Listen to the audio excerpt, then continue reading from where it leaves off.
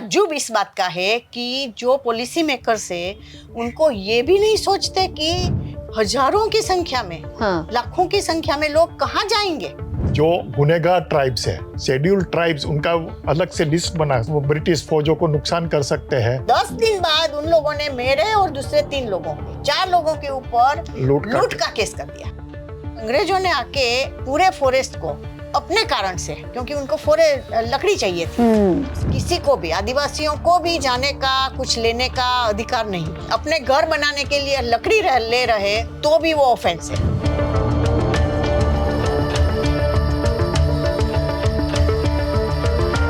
आपको लैंड के बदले लैंड देनी है तो लैंड, एक सरकारी जमीन कहीं दिखा देंगे। आपने सरकारी जमीन आपको जो दिखाई वो आपने रिजेक्ट कर दी, तो आपके पास एक ही ऑप्शन है, अब मुआवजा लो और उसमें से खुद खरीदो। फॉरेस्ट डिपार्टमेंट का इतना त्रास था, इतना वो मारपीट था, बहनों को भी मारना। मारते क्यों थे? मारते थे। खेती क्यों करते हैं? हमारी जमीन है, उसके ऊपर क्यों आते हो? तो ये ब्रिटिशर्स ने करा। और बाद में आयरोनिकली क्या हुआ कि इंडिपेंडेंट इंडिया ने वो चालू रखा। अभी भी फॉरेस्ट वाले आते कि चलो दारू दे जाओ, मक्का दे जाओ, और इन लोगों को जाना पड़ता था। मनमोहन सिंह का रिस्पॉन्स बहुत बड़ा था, बहुत बढ़िया। मैं तो really I am very thankful to him. इतना जितना क्रेडिट मिलना चाहिए उनको वो नहीं मिला है, अनफॉर्चुनेटली।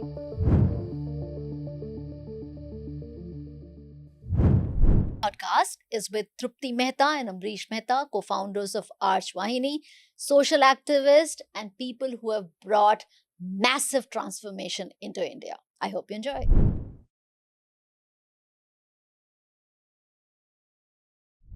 जो वहाँ आदिवासी लोग हैं उनका नेचुरल रिसोर्सेज पे कोई अधिकार नहीं था, इसकी वजह से नेचुरल रिसोर्सेज खराब हो रहे हैं, सफर हुए। ये थोड़ा समझाइए डिटेल में। वो क्या है कि खास करके मैं ये आदिवासियों की बात कर रही हूँ, पूरे देश की ये स्थिति है। ठीक है। कि ब्रिटिशर्स जब आए उसके पहले ये लोग जंगल में रह रहे थे। हाँ, प्रिंसेस राजाओं का था अधिकार जंगल के ऊपर, लेकिन वो कुछ इंटरफियरेंस नहीं था। कुछ अपने शिकार के लिए आ जाते तब तक अलग बात थी, लेकिन आदिवासी लोग जो थे वो उसकी अगर मीन्स फॉरेस्ट के आसपास ही उनका जीवन बना हुआ था। वो वहीं रहते थे, वहीं से उनका खाते थे, वो जो कुछ भी उगाते थे, जो कुछ भी वो करते थे। ठीक है। लेकिन अंग्रेजों ने आके पूरे फॉरेस्ट को अपने कारण से, क्योंकि उनको लकड़ी चाहिए थी, उसके कारण सभी उसको नेशनलाइज कर दिया, मीन्स अपने हस्तक कर दिया।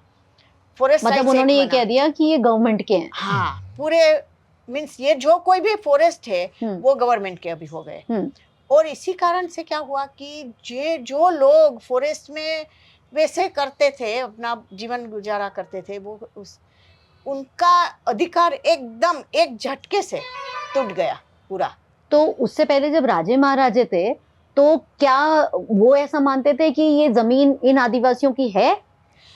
ऐसा देखिए, क्लियर नहीं था। क्लियर नहीं था तब, लेकिन तब तो ये भी एक था कि वो प्रॉपर्टी राइट्स का कोई आया भी नहीं था। सब लोग वो जो कुछ भी जमीन थी खेती करते थे, अपना शिकार भी करते थे तब तो। दूसरा जो कुछ भी फॉरेस्ट में जो मिलता था वो लेते थे, खाते थे। मीन्स तब की जिंदगी भी अलग थी थोड़ी। तब उतना अभी जो पूरा डेवलपमेंट हुआ है वो भी नहीं था, वो भी एक फैक्टर है। लेकिन तब ऐसा नहीं था कि वो कुछ अपना जताना ही चाहिए। पूरे एरिया में वे लोग कोई मीन्स उनके ऊपर कोई वो नहीं था कि रिस्ट्रिक्शंस नहीं थे। अंग्रेजों की जो इंडियन फॉरेस्ट एक्ट जो बना उसमें क्लियर कट दे दिया गया है कि ये जो फॉरेस्ट है वो या तो रिजर्व फॉरेस्ट हो गए या तो प्रोटेक्टेड फॉरेस्ट हो गए। तो उसमें किसी को भी, आदिवासियों को भी जाने का, कुछ लेने का अधिकार नहीं है। जंगल में से जो जंगल में उनका पूरा जीवन व्यतीत हो रहा था, उसके ऊपर वो निर्भर थे, उसी जंगल से उनका पूरा छेद निकल गया। मतलब वो वहाँ पे रह भी नहीं सकते हैं? रहते तो रह सकते, लेकिन वो वहाँ से कुछ निकाल नहीं सकते, खेती नहीं कर सकते। अच्छा, खेती भी नहीं कर सकते। यदि वो खेती करते तो वो क्रिमिनल ऑफेंस कर रहे थे। अगर वो खेती करके वहाँ कुछ उगा रहे हैं तो वो ऑफेंस है। उगाना ही ऑफेंस है। ओके, और भले ही वो उगा रहे हैं अपने रोज के दिनचर्या के लिए भी, तो भी अपना भरण पोषण के लिए लकड़ी कर ले रहे रहे, अपने घर बनाने के लिए लकड़ी ले रहे, तो भी वो ऑफेंस है। ये क्या बात इसीलिए है? ऐसी क्या हो गया कि वे अपने ही दुनिया में, अपने ही घर में चोर बन गए, हाँ, exactly. एनक्रोचर्स बन गए। और हम बाहर से जाके वहां से लकड़ी ले लें, वहाँ वो से वो बराबर फॉरेस्ट है। वो डिपार्टमेंट फॉरेस्ट ले लेगा। डिपार्टमेंट यदि वो एक साइन की जरूरत है वो दे दे, हाँ, तो ले सकते हैं। बट जो वहां रह रहा है जिसका घर ही वही है, वही इसीलिए। तो ये ब्रिटिशर्स ने करा। और बाद में आयरोनिकली क्या हुआ हमारे लिए, वो ट्रेजिक वो स्थिति है कि इंडिपेंडेंट इंडिया ने वो चालू रखा। अभी भी इंडियन फॉरेस्ट एक्ट 1927 अभी भी अमल में है, आज की तारीख प्रोटेक्शन में एक्ट भी। बनने के बाद भी ये जो फॉरेस्ट राइट्स एक्ट बना, हाँ। उसके बाद भी वो तो अमल में ही है, पैरेलल चल रहा है वो। पैरेलल चल रहा है। लेकिन फॉरेस्ट राइट्स एक्ट जो है उसमें दिया गया है कि जो राइट्स के संबंधित जो है, जिनको राइट्स मिलते हैं वो सुपरसीड होगा इंडियन फॉरेस्ट एक्ट की प्रोविजंस से। और ये जब ब्रिटिशर्स ने ये रूल्स कब से बनाए? ये जो एक्ट बनाया, हाँ। स्टैट्यूट था हाँ। उनका, हाँ, वो वैसे तो सबसे पहले तो 1876 का, लेकिन उसके ऊपर थोड़े अमेंडमेंट्स आते गए, तो फाइनल जो एक्ट बना वो 1927 में बना। तो 1927 से अभी कुछ साल पहले तक वो ही एक्ट चले जा रहा है। बीच में हमें आजादी भी मिल गई, आजादी के 50 साल भी हो गए, सब हो गया। एग्जैक्टली इतना ही नहीं, 1972 में इंडियन पार्लियामेंट ने वाइल्ड लाइफ प्रोटेक्शन एक्ट बनाया। उससे भी बहुत सारे जहां जहां प्रोटेक्टेड एरियाज बनाए गए, माने कि सेंचुरीज और नेशनल पार्क्स बनाए गए, वहां तो लोगों के कोई अधिकार कुछ भी नहीं रहे। तो जो लोग वहां पे पैसे पहले रहते थे, वो सदियों से ले रहे थे, सेंचुरीज उनको निकाला गया, उनको जनरेशंस, और निकाला गया वहां से, निकाल ही दिया गया। हाँ, वहाँ नेशनल से shift कर हमारे दिया देश में कितने सारे नेशनल पार्क्स है, वहां से निकाल दिए गए।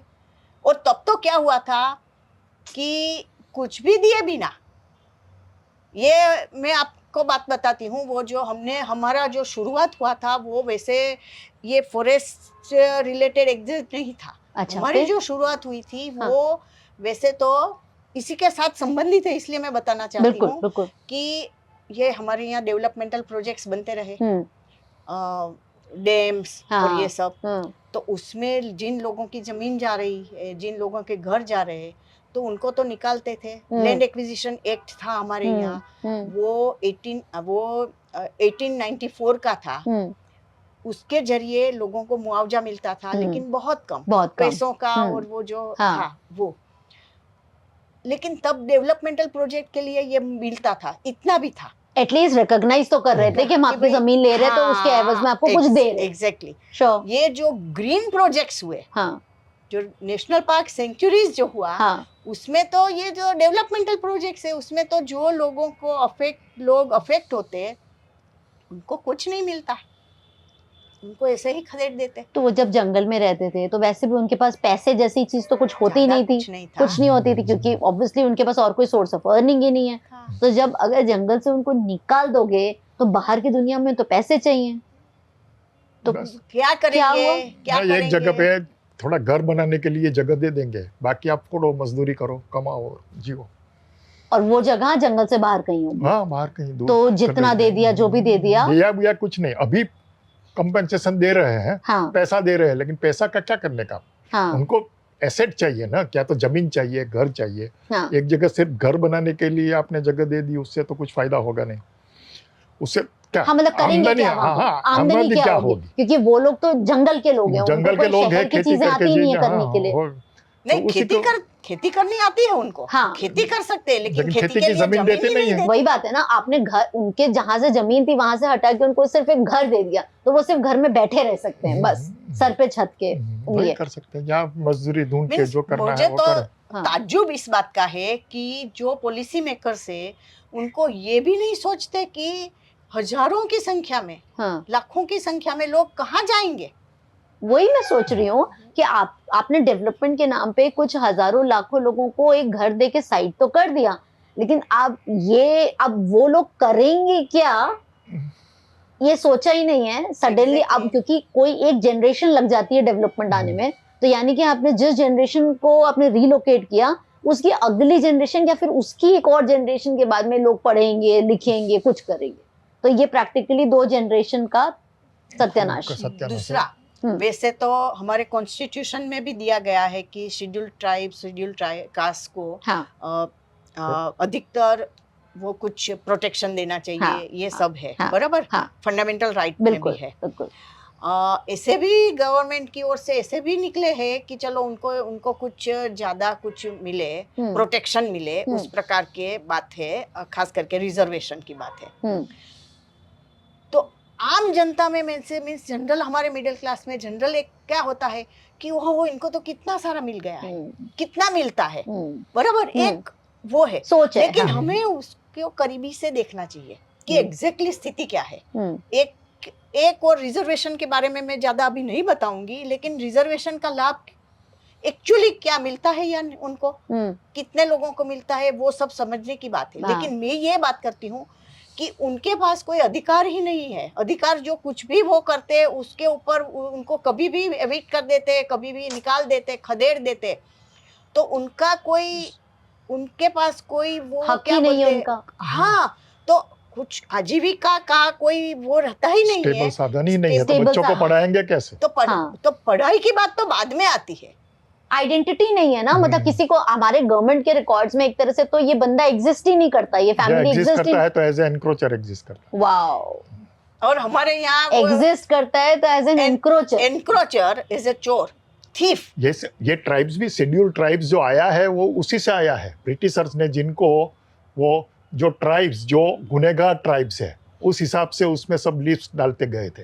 शेड्यूल्ड ट्राइब्स उनका अलग से लिस्ट बना कॉन्स्टिट्यूशन में। तो गुनहगार वाला एंगल मुझे नहीं पता। ट्राइब जो है तो अटैक करते हैं, वो आपको ब्रिटिश फौजों को नुकसान कर सकते हैं, उस हिसाब से ये सारी ट्राइब जो ये शेड्यूल हुए शुरुआत में। मैं ऐसा सोचती थी कि शेड्यूल ट्राइब की लिस्ट ऐसे बनी कि जिनको आइडेंटिफाई कर पाए ये लोग। ये बाद में इस प्रकार से उसमें ऐड होते गए। बाद में कॉन्स्टिट्यूशन में ये नहीं है। कॉन्स्टिट्यूशन में तो सीधा बात ये है कि these are the tribes who have lived outside the main stream society or weaker sections, they need to be given protection. That's how the constitution recognizes it. But the Britishers recognize them as problematic.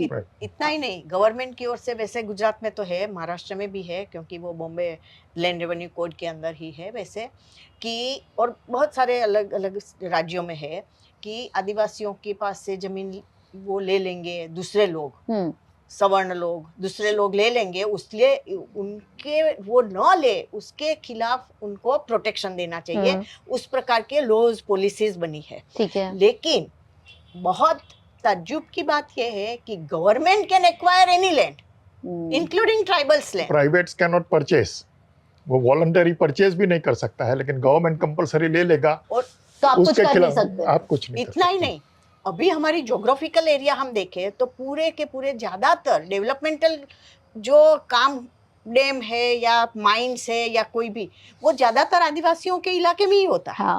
बराबर। और ये जो green वाला जो है वो भी आदिवासियों के इलाके में है।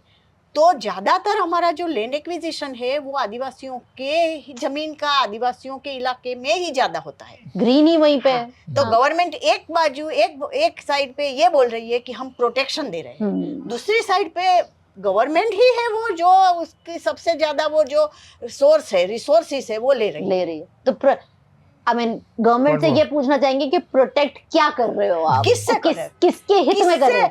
किससे करना है आपको प्रोटेक्ट? प्राइवेट के साथ तो आप वॉलंटरी एक्सचेंज है आपका, गवर्नमेंट के साथ वॉलंटरी नहीं है। गवर्नमेंट के साथ इनवॉलंटरी एक्विजिशन होता है। They can come and grab anything. Exactly. Process follow करना है, वो भी अधिकतर नहीं होता है हमारे यहाँ। पर वो process is not mutually beneficial anyways, right? Process is only a paper work. Exactly. तो आप बता रहे थे कि आप लोगों की शुरुआत इसमें कैसे हुई, मतलब आप कैसे इसमें आपने शुरू किया था, आप बताओ।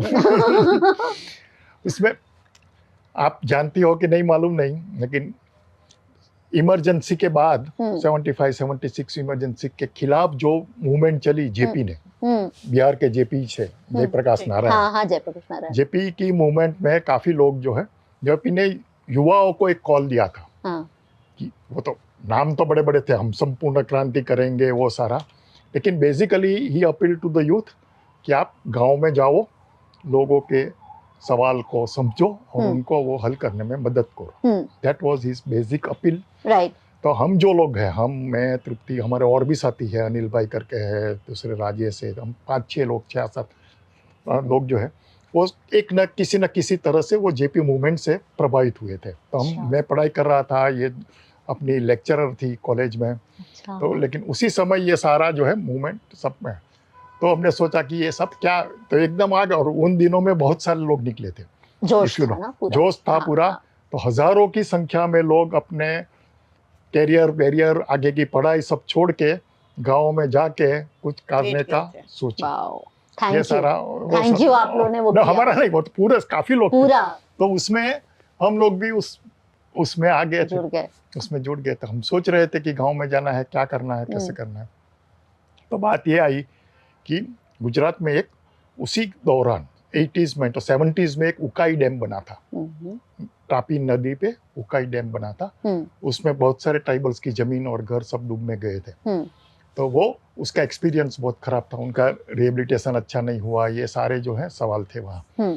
तो हमने सोचा, और उसी समय 80s में ही ये सरदार सरोवर डैम का नर्मदा नदी पे ये बना, ये काम की शुरुआत हुई। तो हमको सिर्फ विचार आया कि अभी ये उकाई में तो खराब अनुभव है, ये शुरू से अभी काम शुरू हो रहा है, तो let us start working on this one, उनके रिहेबिलिटेशन के लिए काम करना शुरू करें। तो अभी सब शुरू करेंगे तो शायद we might be able to save it in time, something, और सेव में उनका अच्छा रिहेबिलिटेशन दिलवा सके, उसमें मदद कर सके, ये सारा करके हमने वहाँ जाना शुरू किया। तो ये अनिल भाई वगैरह भी लोग जो थे, वो राजपीपला में हेल्थ प्रोजेक्ट के लिए काम कर रहे थे। अच्छा। वो भी जेपी की मूवमेंट से चल के ही यहाँ ट्राइबल रूरल एरिया में इंग्लैंड रहते थे, वहाँ से आके यहाँ कम्युनिटी हेल्थ का काम कर रहे थे। तो हम उनके घर जाने लगे, तो वो भी जुड़ गए, उनको they also became interested in this issues. तो हम लोग फिर सब लोग साथ में ये काम शुरू किया।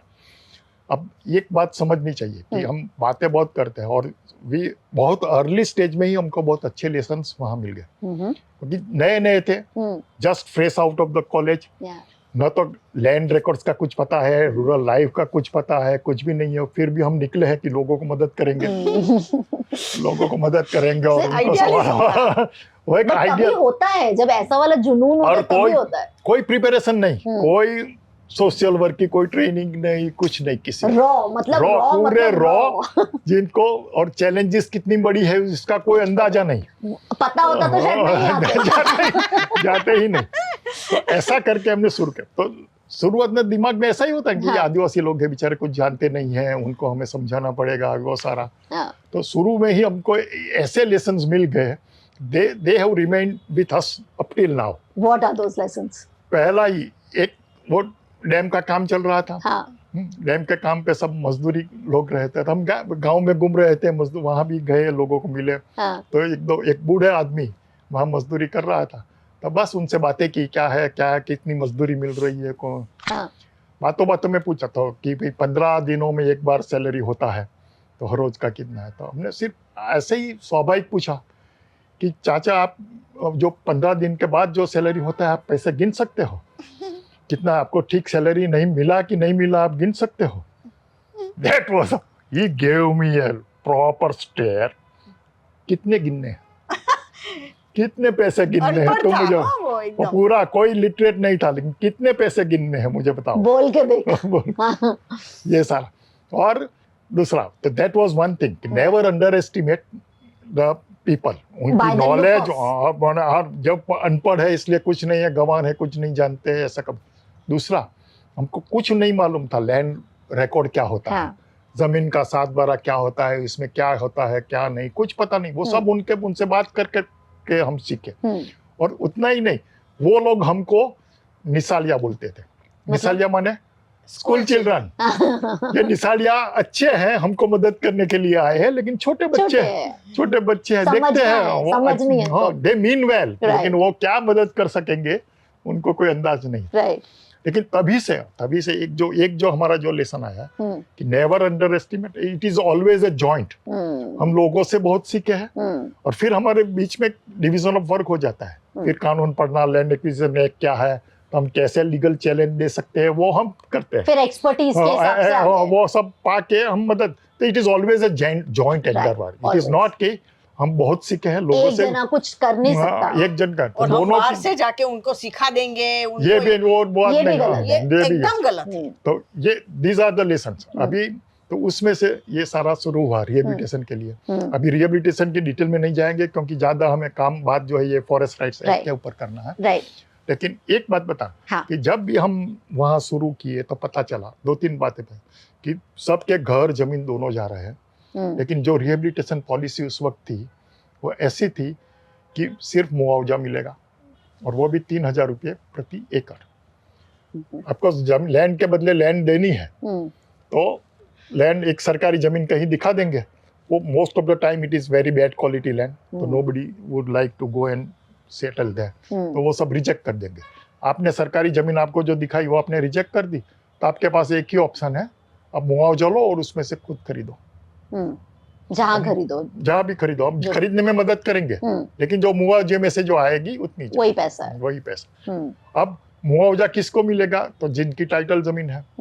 उसी वक्त सबसे पहले हमारा जो प्रॉब्लम हमारे सामने आया कि 60% लोगों के पास अपनी जमीन ही नहीं थी, वो जंगल जमीन जोत के जी रहे थे, उनको टाइटल लैंड नहीं था, तो दे वुडंट गेट एनीथिंग।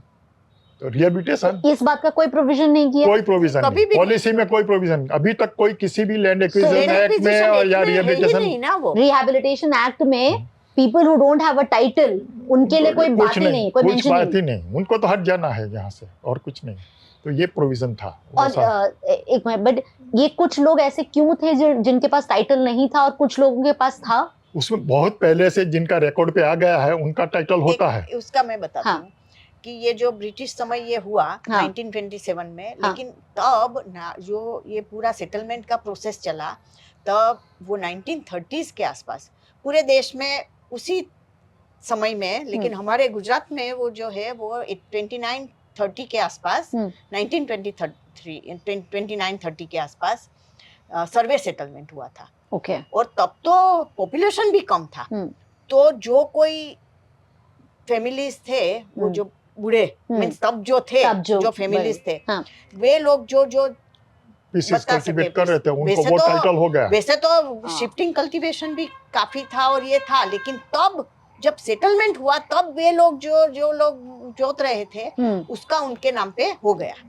जो लोग उनको एक्टिवली कल्टीवेट करते हुए मिले, जब सेटलमेंट का प्रोसेस चला तब तो उनके पास थे, तो बहुत कम लोग थे ऐसे। तो नहीं, तो जो लोग कल्टीवेट कर रहे थे उनको टाइटल मिल गया, बाकी लोग कहाँ थे? नहीं, तब तो इतना ही लोग, अच्छा लोग ही इतने थे 1930 के बाद में, तो बस आबादी बढ़ी तो बाद में वो कभी अपडेट नहीं हुआ। अपडेट नहीं, काफी लोगों को मिलता रहा। वैसे प्रिंसली स्टेट था उस समय भी, शुरू में ऐसा था कि ब्रिटिशर्स को भी एक था कि land revenue was the only income. तो कोई खेती करता है तो उनको रिकॉर्ड में लाने में उनको दिलचस्पी थी, क्योंकि वो रिकॉर्ड पे आएगा तो वो देन आपका टैक्स कलेक्ट करोगे। तो तब तक ये हो रहा। बाद में land revenue, post independence land revenue वो डिड नॉट, तब भी फॉरेस्ट जो एरिया बन गया था उसमें तो वो एक that was the last settlement.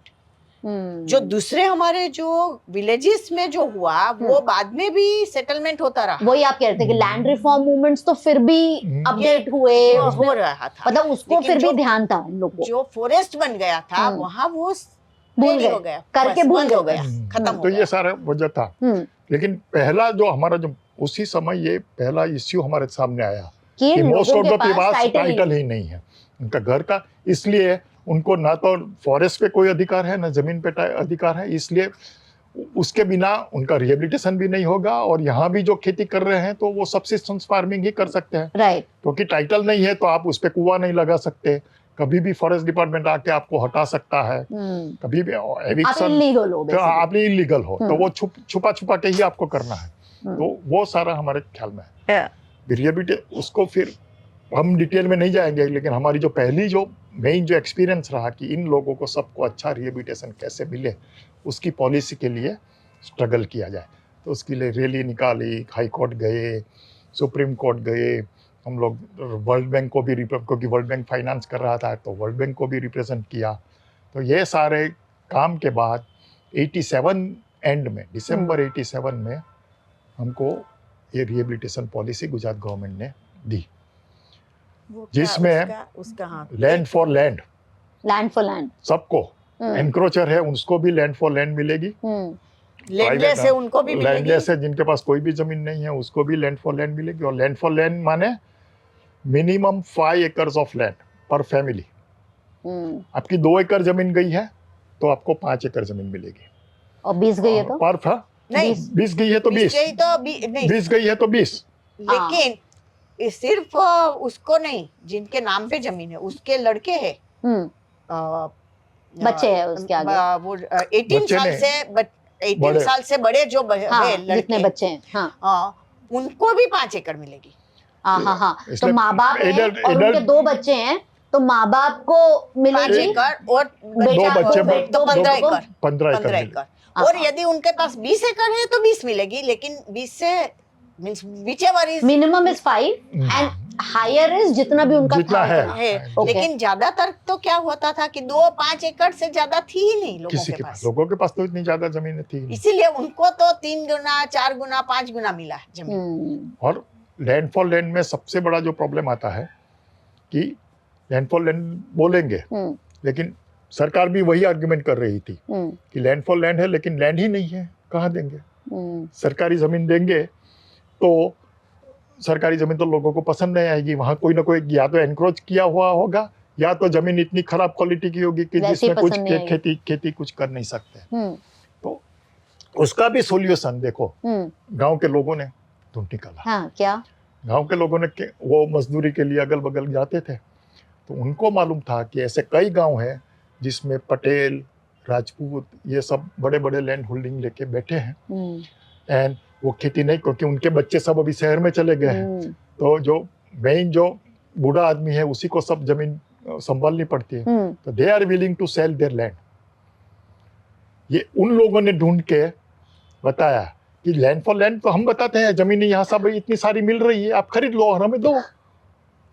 Smart, सीधा सॉल्यूशन। और दैट बिकेम, ये हमने बताया, वर्ल्ड बैंक भी यही बोल रही थी कि लैंड फॉर लैंड आप मांग रहे हो लेकिन लैंड तो है नहीं। फिर हम लोगों ने, गांव वाले लोग अगल बगल में जाके घूम के पूरे गांव वाइज लिस्ट लेके आए, इतनी हजारों एकड़ जमीन जो है यहाँ अवेलेबल है, वो खरीद के हमें दे दो तो हमारा लैंड फॉर लैंड का सवाल हल हो जाएगा। हमें अच्छी लैंड मिल जाएगी, उनको बेचना है, उनका बिक जाएगा, उनको पैसा मिल जाएगा, वो वहां से चले आपके पास एक्सक्यूजेस खत्म हो जाएंगी।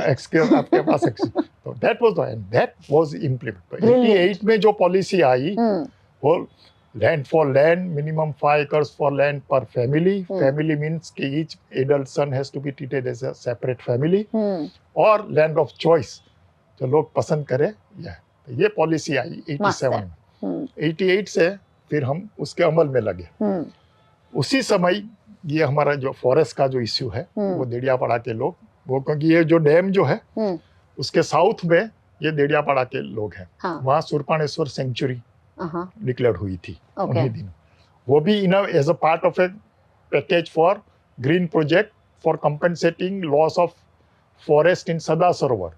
सदा सरोवर में जो फॉरेस्ट डूबने जा रहा है, तो उसको कंपेंसेट करने के लिए जो है तो गुजरात गवर्नमेंट ने ये जो साउथ का जो पूरा फॉरेस्ट के जो 100 विलेजेस थे उनको सेंचुरी डिक्लेयर किया कि प्रोटेक्ट कर। तो वहाँ लोगों को सब परेशानी होने लगी, फिर उनको निकालने की बात आने लगी। निकालने की उनके ऊपर त्रासदी। एक तो उनको एविट भी वैसे नहीं, उनको कुहाड़ी लेके नहीं जाना है, ये नहीं करना, तो पूरा जो है वहाँ उनके ऊपर एट्रोसिटीज चालू हो गई उनको हटाने। इसलिए वो ढूंढते ढूंढते हमारे किसी ने उनको बताया कि आप लोगों को ये सवाल है, तो ये लोग ये जो नर्मदा के पुनर्वास का काम कर रहे हैं उनके जान को मिले और वो आपको मदद करेंगे। भी सवाल क्या हुआ कि हमारी पॉलिसी जस्ट आई थी और इन दिनों ये देड़ियापाड़ा जाना भी 100 किलोमीटर दूर था राजपीपला से, घूम के पूरा जाना पड़ता था। और ये पॉलिसी आई थी लेकिन अमल बाकी था। अभी तो कागज पे बनी है, कागज है, तो अमल पे करना है। इसलिए तो पहले तो हमने ना ही बोला कि अभी ये सारा काम है हमें, लेकिन वो भी तो परसिस्टेंस थे, तो उन्होंने बोला कि एक बार आप आके देखिए, हमारे गांव आके हमारी स्थिति देखिए, उनकी भी तो बुरी हालत थी, तो आप देखिए फिर आप तय कीजिए। तो फिर तृप्ति और हमारा एक दूसरा कलीग है राजेश, ये दो एक बार वहाँ मोटरसाइकिल, हमारे पास एक मोटरसाइकिल थी तब, मोटरसाइकिल लेके गए जुलाई 88 में, जुलाई 88 में बारिश के बीच वो वहाँ गए और पूरा चल के 13 किलोमीटर चल के उनके गांव पे पहुंचे। और 13 किलोमीटर चल के, हाँ 13, क्योंकि रास्ते ही नहीं थे, तो एक जगह पे जो एक वो जहाँ तक रोड था, बाइक रोकने के बाद 13 किलोमीटर चल के ये लोग हमें लेने आए थे, तो फिर चल के गए। वाह। और वहाँ जो हमने देखा कितना वो बहनों ने, तुम करो, हाँ बहनों ने जो अपने वो जो बताया कि किस प्रकार से ये लोग जी रहे, खाने के लिए खास करके समर मंथ्स में तो 2 टाइम खा सके इतना भी खाना नहीं था उनके पास। और फॉरेस्ट डिपार्टमेंट का इतना त्रास था, इतना वो मारपीट था, बहनों को भी मारते क्यों थे? मारते थे, खेती क्यों करते हैं, हमारी जमीन है उसके ऊपर क्यों आते हो, हमारे जंगल में क्यों घुसते हो, हमारे जंगल में कुल्हाड़ी लेके क्यों जाते हो। अरे भाई हमारे जंगल कैसे हो गई, ये लोग जो है परापूर्व से यहाँ रहते आए हैं, फिर भी उनकी जो वो गरीबी देखी मैंने, तब मैंने सोच लिया कि नहीं अभी तो हमें इसी काम में पड़ना ही पड़ेगा। तो फिर राजेश और अमरीश को मैंने बता दिया कि भाई ये अभी जमीन देखना और वो ये सब तुम लोग करो, क्योंकि वो भी इतना ही इम्पोर्टेंट था, लेकिन इनको भी छोड़ना नहीं था। तो फिर मैंने सोचा कि मैं अभी इसमें लगती हूँ, इस काम में लगूंगी बस। उसका एक वजह और भी था तो अभी वो बता। जमीन देखने के लिए सुबह 10 बजे से 4 बजे तक धूप में एक खेत में चलना पड़ता था। हाँ। तो वो उसके बस की बात नहीं, इसलिए उसने छोड़ दिया। और उसको भी वैसे ये तो जमीन देखना क्या है, वो तो सब जमीन देखो तो लड़ने का काम होना चाहिए, ये तो इसलिए वो फिर वहाँ चली गई। फॉरेस्ट डिपार्टमेंट से लड़ना था। हाँ, फॉरेस्ट डिपार्टमेंट में तो रोजेस इसीलिए वही था। तो फिर तो वो जो गरीबी था उनका वहाँ पे, पर उनका प्रॉब्लम यही था कि उनको निकाला जा रहा था, वो भी खेती नहीं करने देते थे। और वो तो बताते थे आप खेती छोड़ दो तो हम कुछ नहीं करेंगे, लेकिन लोग कहते हम खाएंगे क्या। और देखिए रोड नहीं बनाने देते अंदर तक, रोड नहीं थे तो पानी की इतनी बड़ी समस्या थी, क्योंकि वो रिग नहीं जा रही थी, हैंडपंप भी नहीं थे वहाँ पे। तो वो जो नदी में से ये छोटा था, और वो भी फरवरी मार्च में सूख जाते, तो थोड़ा छोटा कुआं करके वो इस प्रकार। पर जब आप गए थे उस टाइम पे करीब कितने लोग थे जंगल के अंदर? वो तब की मैं बात करूं, हमारा संगठन जब बना 45 विलेजेस में हमारा वो जो सब एक संगठन के रूप में बना, तब वहाँ लगभग करीबन 6-7 हजार लोग होंगे, ज्यादा 10,000 के आसपास लोग थे। 10,000 लोग जंगल के अंदर थे उस दिन? नहीं 10,000 परिवार, नहीं 10,000 परिवार की, हर परिवार में 4-5 आदमी, 8,000 के आसपास। 40,000 का मेरा एक वो है, 40,000 लोग का एक आंकड़ा है। तो इतने सारे लोग रहे थे। लेकिन बाद में जब हमने ये जो पत्र लिखना ये सब शुरू किया, तो फॉरेस्ट डिपार्टमेंट का आर्ग्यूमेंट क्या था, नहीं हमने सेंचुरी जाहिर किए है, इसका मतलब ये नहीं है कि हम आप लोगों को यहाँ से एविक्ट करेंगे, हटाएंगे, लेकिन हटाएंगे नहीं, लेकिन कुछ भी नहीं लेने देंगे, कुछ भी नहीं करने देंगे, आपको जेल में बंद कर दिए, आप अपने घर के अंदर बैठे रहो, खाना क्या हमें कुछ नहीं मालूम, आप निकल जाओ। स्थिति ऐसे पैदा करने की कि खुद चले जाए। वही हम नहीं कर रहे हैं, हम बोल नहीं रहे हैं, लेकिन हम आपको इतना दुखी कर देंगे कि आप चले जाओ। क्योंकि यदि वे लोग ऐसा करते कि हम आपको यहाँ से निकालना चाहते, तो फिर हम तो ये सब देते कि 5 एकड़ आप लोग ये डैम बनाने के लिए दे रहे हो, तो ये भी इसमें भी आप एविक्शन कर रहे हो, इसमें से भी आप डिस्प्लेस कर रहे हो। तो लैंड फॉर लैंड की हम बात करते हैं, चालू भी किया था हमने कि लैंड फॉर लैंड दो। फिर तो इसीलिए वो तो यही आर्गुमेंट करते हैं, नहीं हम निकालने वाले नहीं, वो देना नहीं, अभी तक ये बात करते हैं। अभी अच्छा। तक ये बात करते हैं कि हम निकालने अभी वाले तो नहीं निकाला हैं। भी नहीं है। हाँ, वो तो निकाला भी वो तो वैसे उनका नहीं। वैसे एक बात मैं बता दूं हम्म। कि हमारे जो वाइल्ड लाइफ प्रोटेक्शन एक्ट है उसमें जो प्रोविजंस है हम्म, उसमें नेशनल पार्क में से निकालने की बात है, सेंचुरी में से निकालने की बात नहीं है। जरूरी नहीं है। जरूरी नहीं है कि आपको डिस्प्लेस करना है सेंचुरी बट में से, वो आप लोग भी लेकिन जो आपके सब अधिकार कर्टेल हो जाते हैं। हाँ, रहने को आपने अलाउ तो कर दिया, बट आदमी जीवन जीने के लिए अगर आप वो कुछ करने नहीं दे रहे तो इंसान कैसे जिएगा? दूसरी बात, जब मैं वहां गई, दूसरा जो मैंने एक शॉकिंग जो देखा कि छोटे छोटे एकदम छोटे छोटे घर में सब लोग 2, 5, 10, 15 लोग रह रहे थे।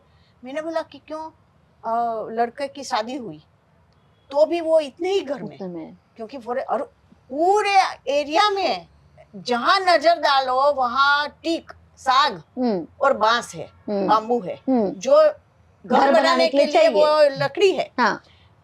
फिर भी आप नहीं ले सकते, क्यों? क्योंकि वो फॉरेस्ट डिपार्टमेंट अलाउ नहीं करता, यूज नहीं करने दे रहे, यूज नहीं करने। अपने घर के लिए, चलो बेचने की बात छोड़ो, अपने घर बनाने के लिए आप नहीं कर सकते।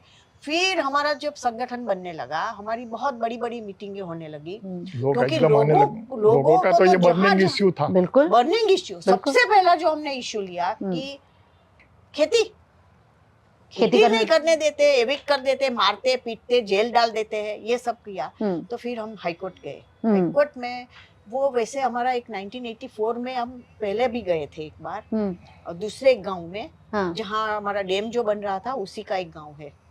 तब जस्टिस, चीफ जस्टिस जो थे, जस्टिस पोट्टी करके थे, अच्छा, मलयाली थे जज।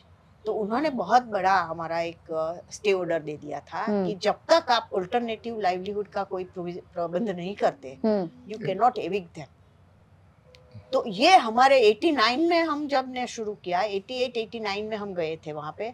तो सबसे पहला हमारे 88 में हमने सितंबर 88 में जो सबसे पहला पिटीशन डाला, उसी के प्रेसिडेंट के आधार पे हमें स्टे मिल गया फॉरेस्ट डिपार्टमेंट के अगेंस्ट। प्रेसिडेंट था ना, पुराना एक प्रेसिडेंट था आपके पास, जब सबको मिला, इसलिए फिर लोगों का एकदम कॉन्फिडेंस बढ़ गया कि अभी चोरी छुपे खेती नहीं करनी, अभी हम खुलेआम करेंगे, और हमारा अधिकार है। कोई जज ना इतना वो भगवान बन के आता है अभी ना, भी मैं याद करती हूँ सच में, वो यदि नहीं होते तो अभी का भी कितना सिनेरियो कुछ अलग ही होता। हाँ। फिर तो क्या हुआ कि उसके बाद जमीन के ऊपर वो खेती करने लगे। फिर भी अभी सुधार करना जमीन के ऊपर, इरिगेशन का कुछ नहीं, क्योंकि वो तो अभी भी हमारा अभी भी कुछ उसके बारे में कहा नहीं है, अधिकार नहीं था। अभी तो हटाना नहीं है, उतना ही है, टाइटल नहीं मिला है। लेकिन एटलीस्ट खाने का प्रबंध हो गया उनका, एटलीस्ट खाना मिलने लगा। तब पहले मैं जब मीटिंगें करती तो बोलती कि बच्चों को पढ़ाते क्यों नहीं, पढ़ाओ, लेकिन ये लोग मुझे हंसते होंगे, मुझे अभी लगता है इन रेट्रोस्पेक्ट कि हंसते होंगे कि इसको क्या मालूम है रियलिटी। लेकिन 5 साल में ही इतना कुछ सी चेंज आ गया कि बाद में मैंने देखा कि सब लोग पढ़ाने लगे, क्योंकि जो शिक्षक थे वो टिकते नहीं थे, क्योंकि वहाँ पानी का नहीं था, इलेक्ट्रिसिटी नहीं थी, रोड नहीं थे, तो बाहर के आके कौन टिकेगा? वहाँ के ऐसे कोई टीचर ही नहीं थे कि जो पढ़ा सके, किसी ने पढ़ाई नहीं करी। हाँ। तो फिर और गवर्नमेंट अपॉइंटेड जो टीचर्स थे बाहर से आते थे, तो वो तो आप गांव में टिक ही नहीं सकते। लेकिन लोगों ने 2-3 बात किया। एक तो ये झुंबेश चलाई कि रास्ता चाहिए हमें। एक गांव में ये जो मैं 12-13 किलोमीटर चलने की बात की, वो सबसे पहले वो गांव के जो क्लस्टर थे उन लोगों ने तय किया कि फॉरेस्ट डिपार्टमेंट नहीं अलाउ कर रहा था। दूसरे गांव का एक अनुभव था उनको कि वो चालू किया पीडब्ल्यूडी वालों ने, तो इंजीनियर्स के खिलाफ उन्होंने फॉरेस्ट डिपार्टमेंट ने केस कर दिया, बंद करवा दिया। तो लोगों ने ऐसा सोचा कि हम खुद बनाएंगे, हमको कैसे रोकेंगे, हम तो यहीं के रहने वाले हैं, हम बनाएंगे। लगभग 500 लोगों ने इन गांवों के आजू बाजू के लगभग 30 दिन तक मजदूरी किया, बिना वेज, बिना कोई भी खुद काम किया। इतना ही नहीं, टेक्निकली भी उन्होंने तय किया, क्योंकि ये तो पूरा पहाड़ी एरिया की मैं बात कर रही हूँ, पूरा पहाड़ी एरिया। तो वहाँ कैसे करना है, कैसे कहाँ से ये बस जाने के लिए कितना चाहिए, चौड़ा चाहिए, इस प्रकार से किया। और फिर मुझे बताया विदाउट एनी एक्सपीरियंस उन्होंने कर लिया। एक्सपीरियंस वो हमने अभी तब से अभी तक देखा है कि हमें वो जो अमरीश ने बताया ना कि वो अंडर एस्टिमेट नहीं करना है। सिर्फ इसमें नहीं, इतने ज्यादा वो टेक्निकल बाबतों में भी उन लोगों ने, मैं बताती हूँ आपको कि फिर हम वो बस के मैनेजर को मिले एसटी के, बस चलाओ यहाँ, कि रास्ता बना दिया है हमने, कि रास्ता बना दिया है, आप एटलीस्ट बस भेजो, एक बार ट्राई करो। बस आई, उन्होंने 1 या 2 जगह पे बताया कि ऐसा करो, वरना पूरी बस चल के गई। उसके बाद बस चालू हो गई। Forest department could not do anything. देखता रहेगा। तो वो जो फॉरेस्ट डिपार्टमेंट का प्रॉब्लम था कि ये लोग यहाँ पे कुछ कर नहीं सकते, उसमें उसके अंडर में ये प्रॉब्लम नहीं आया कि रोड बना रहे, उनको नहीं, सेंचुरी में देखो उनको पता नहीं चला। नहीं पता कैसे नहीं चलता, रेंजर रोज आके देखता था। अच्छा, लेकिन तब तक संगठन का वो जो इतना बढ़ गया, 500 लोग काम कर रहे हैं, किसको पकड़ेगा? 500 लोग काम कर रहे हैं। एक क्या हुआ है कि एकदम इलेक्ट्रीफाइंग, वो मैं एक बताती हूँ। बहुत शुरुआत की मीटिंगों में जब मैं लोगों से बात करती, लोग मुझे बताते कि हमारे पास खाना नहीं है, फिर भी फॉरेस्ट वाले आते, पटवारी भी कभी कभी गांव पे भी नहीं आते, वो जो जगह पे चल के नहीं आते, एक जगह पे बुला लेते, वहाँ पे बुला लेते कि चलो तूर दे जाओ, मुर्गी दे जाओ, दारू दे जाओ, मक्का दे जाओ, और इन लोगों को जाना पड़ता था ये देने के लिए। तो मैंने बोला, वैसे ही मैंने तो बोला कि आप इसे कैसे देते हो? आपके पास कुछ बहुत बड़ा बहुत आ गया है क्या? एक्स्ट्रा है क्या? और इन लोगों के इतने गरीब है कि जो आपको देना पड़ता है। बस इतना ही कुछ बोला होगा, मुझे तो याद भी नहीं। इतना इसका इफेक्ट हुआ कि थोड़े समय में मैंने देखा कि सब लोगों ने देना बंद कर दिया। तो फिर फॉरेस्ट वाले तब जगे कि ये हुआ क्या है, लोग क्यों आते, अभी लोग घबरा क्यों नहीं रहे, हमारे से डर क्यों नहीं रहे? डर चला गया कि जो फॉरेस्ट के अधिकारी आते हैं तो ये लोग दूर दूर ऊपर चढ़ जाते हैं पहाड़ों पे, अपना कुछ भी बेल वो सब छोड़ के चढ़ जाते। वे अभी उनके अधिकारी, सबसे बड़ा जो डिस्ट्रिक्ट का अधिकारी है डीएफओ, उनकी आंख में आंख मिला के हम बात कर सकते हैं, ऐसा जो अभी जो कॉन्फिडेंस आ गया उनके। वाह! तो वो एक थी। दूसरा सबसे बड़ा जो हमारा एक मुझे लगता है कि हमारी मीटिंगों में हम ये बातें करते हैं कि हमें हथियार नहीं लेने हैं, हिंसा बिल्कुल नहीं, हथियार नहीं, एक पत्थर भी नहीं, इतना भी नहीं, बोलना भी ऐसा नहीं है कि चलो गाली गलौच नहीं करना है जो हमारे खिलाफ आ जाए।